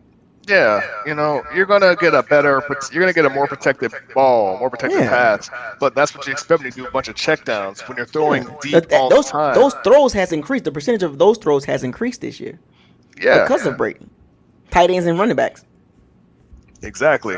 Because of the Brady factor. This no risk and no biscuit is known for not having tight ends and not utilizing. What's so scary about this situation is it can get real ugly on Sunday. We got to run the ball. I don't know how we're going to do it, but we have to. I do believe running the ball would be the best thing, but if there's any pass play, there cannot be any long developing. I will say this, and to give people a sneak peek on the preview video. Remember that third down percentage I told y'all about the Bucs being ranked in bottom 10? This is the game not to be going 3 and out. No. This is not the game to be going 3 and out. Because you got to keep up. Because before you know it, 21-0. Like, what the hell? Let me ask you this, because in the earlier stream I did, some people didn't agree. Some people were even like, why would you think that? In your mind, what would you say is the best way to beat the Chiefs? So, okay. That's... it's gonna sound kind of crazy when I say this because of the connection. Patriots, go watch film what they did. They actually frustrated Andy Reid and Patrick Mahomes. Which time though? Because the Chiefs beat them both times. I mean, they beat them, but I'm just saying, like the last 2 times. Okay. The Chiefs didn't blow out the Patriots at all. Now remember now. No. Remember early season when Horry was playing. The Patriots could have won that game. But you got to have cornerbacks to cover. And the Patriots got a plethora of them. Yeah, and they give Mahomes problems. Like the Patriots, the way Belichick schemes. For one, Belichick ain't blitzing Patrick Mahomes. He rather deal with Patrick Mahomes and make Patrick Mahomes kind of like hold the ball a little bit longer. Like, but you got to have a consistent pass rush too. But the way Belichick schemes his secondary against the Chiefs, more teams need to do that type of scheme. Keep your safeties over the top. And it was kind of a weird man zone concept because Patrick Mahomes was holding the ball extra. When he plays, if you go back and watch the game, he was holding the ball quite a bit against the Patriots secondary. And I caught on to that. So because of the coverage. Yeah. But the Bucs' weakness right now is the secondary. And the Chiefs do have a running game to balance. Oh yeah. Out. But we also have to keep in mind how you're going to contain or stop Travis Kelce, Tyreek Hill. Wait. Hardman. Travis Kelce versus Levante and Devin White. No, that's ugly. I'm not even going to talk about it, man. That's ugly. And I want folks in the chat room. I want you to understand. We're not trying to down us. I'm not trying to say we're gonna lose, or I'm not making that prediction right now. I'm not trying to But say. we call a spade a spade. When's the I'm just last time trying our to. linebacker has been great in coverage this year? I'm just saying because I would like to save that for the prediction video. You know what I'm saying? Because Like, yeah, but I mean Levante struggled with Darren Waller, and I'm not taking anything from Darren Waller. That dude is on the come up. And Kelsey is the best tight end in football in my yeah, he is. I mean, opinion. and Waller number 2. We up for it. I mean, it's gonna be a challenge. I'm looking forward to giving that breakdown video because that's a good video I'm gonna make too because of the and I don't even think it's gonna be specifically about Patrick Mahomes to me and how I always think bigger picture. I always look at the top. Coaching. Me too. Andy Reid versus Todd Bowles. Andy Reid versus Bruce Arians. Both explosive offenses, but one's more efficient. One has no efficiency.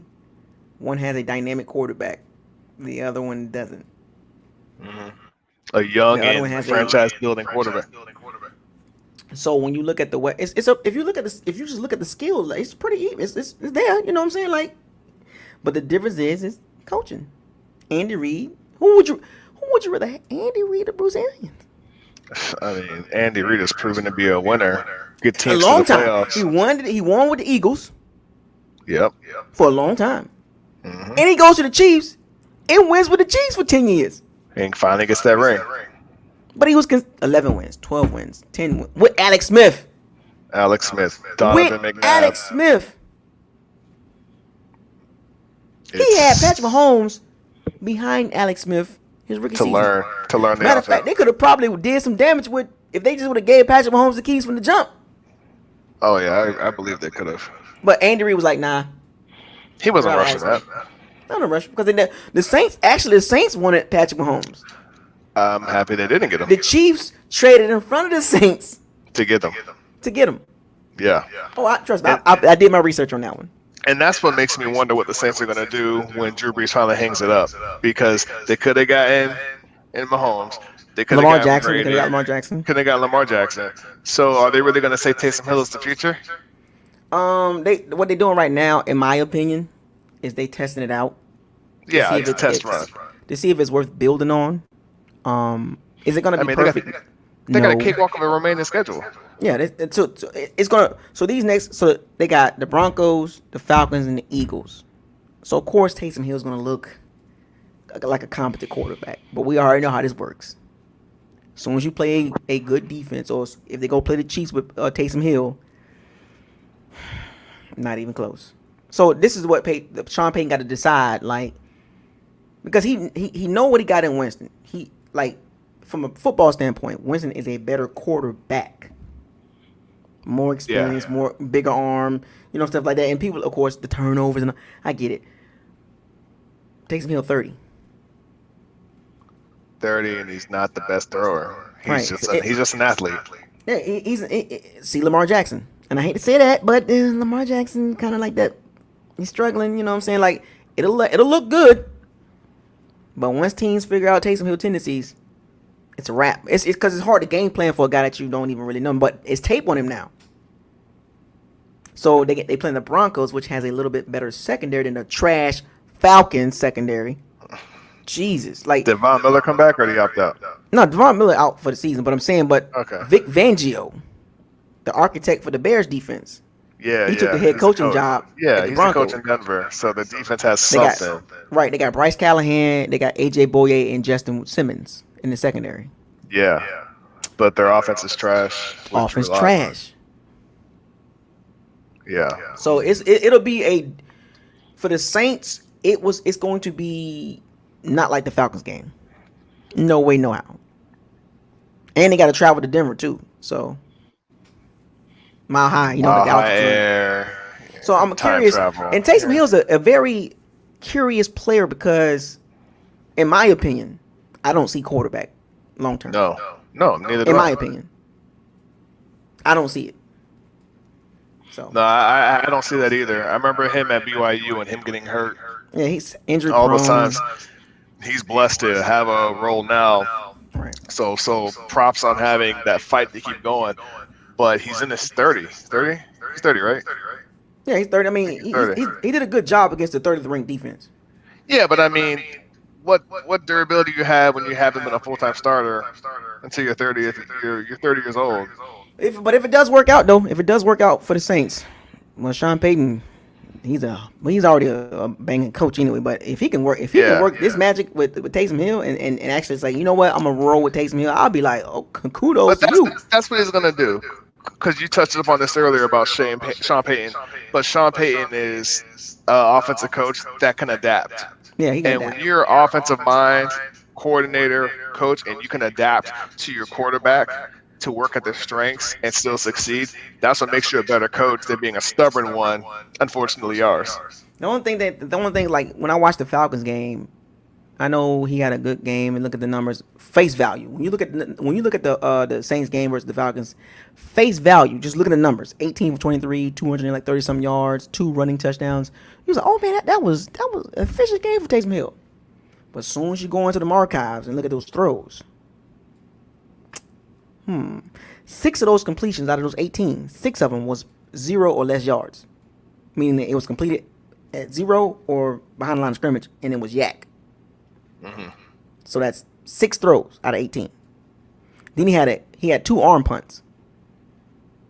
One was caught by Emmanuel Sanders, and then the other one was caught again, but then it was a penalty flag. So that's 8 throws, 8 completions. That was, you know what I'm saying? Then he had a couple. Then he had a couple like ducks. Like so I would say he had like 6 to 7 really good throws. Like that's a throw. Like that was a Sean Payton scheme, wide open, Michael Thomas, because he was forcing the ball to Mike Thomas. So he had about 6 or 7 really good throws. Like, you know what I'm saying? Then the other 10, 11 was like, It ain't it. Not ain't it. So if the Saints had a freaking secondary, they would have picked them off twice. You mean the Falcons? Yeah. I mean, sorry, the Falcons. They had a better secondary. Yeah. So. Okay. But we'll see though. I missed that game. We'll see. I mean, but you know, all in all about the Bucs and the Rams game, man. We'll wrap this up. That game really it just added on to what was being exposed as the season goes along. We ascended, we were front running. We got up early, we caught the headlines, you know what I'm saying? And now we're at the point of the season where it's like we plateaued. We've plateaued right now. We at a plateau right now. It's like we was going up, and then all of a sudden we kind of started the change of the direction is kind of going downward. So it's like the bye is after the Chiefs game, and it's really needed. Yes. It's a late bye. I mean, the schedule was set up for the Bucs to win 12, 13 games. We got 4 out of the last 6 games at home. You don't think the NFL odds makers was like, we're going to help this out. We're going to look out for the, Bucs and all that. To me, that's just one of those things that was like, they screwed us up last year. We had a really hard schedule last year. Had to travel a lot. We was on the road for like 8 weeks, like 7-8 weeks straight. Like that was weird. So the NFL football schedule makers was like, look, we're gonna hook him up. We're gonna give him 4 out of the last 6 games at home. It's going because in December Tampa is sunny. Yeah. So weather is not gonna be an issue for Brady at all. So I don't want to hear that. Oh, the weather. No. So we got the Falcons twice. We got the Vikings and the Lions. The Lions. Yep. So, I mean, like I said, I see those last 4 games being winnable. Yeah.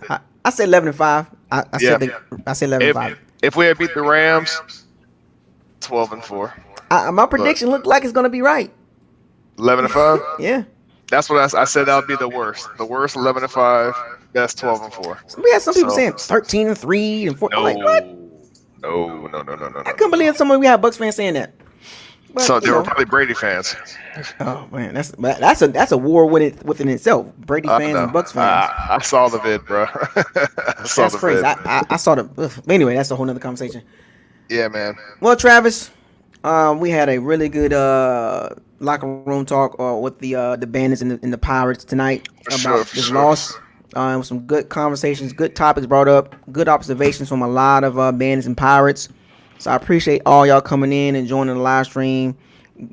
Also donate to the channel. Appreciate the super chats. We're halfway to 4,000 subs. I got a feeling we're gonna reach 4,000 before the season over. We had like almost 3,300, 3,400. So I got a feeling we're gonna reach 4,000 before the season over with. Just throwing it out there. It's possible. And since we hit 3,000, we've been climbing pretty quick. Right, and if we reach 4,000, I'll do another giveaway. So and it'll be bigger. It'll be a bigger giveaway. So let's get to 4,000, folks. But with that being said, Travis, salute to you for coming in to the locker room talk. I had a rough last couple of days, man. I've been on travel. Had to get my daughter. You know what I'm saying? I saw that. I've been up since 3 o'clock this morning. Oh yeah. Oh man. Yesterday. So she's knocked out on the floor. I let her just.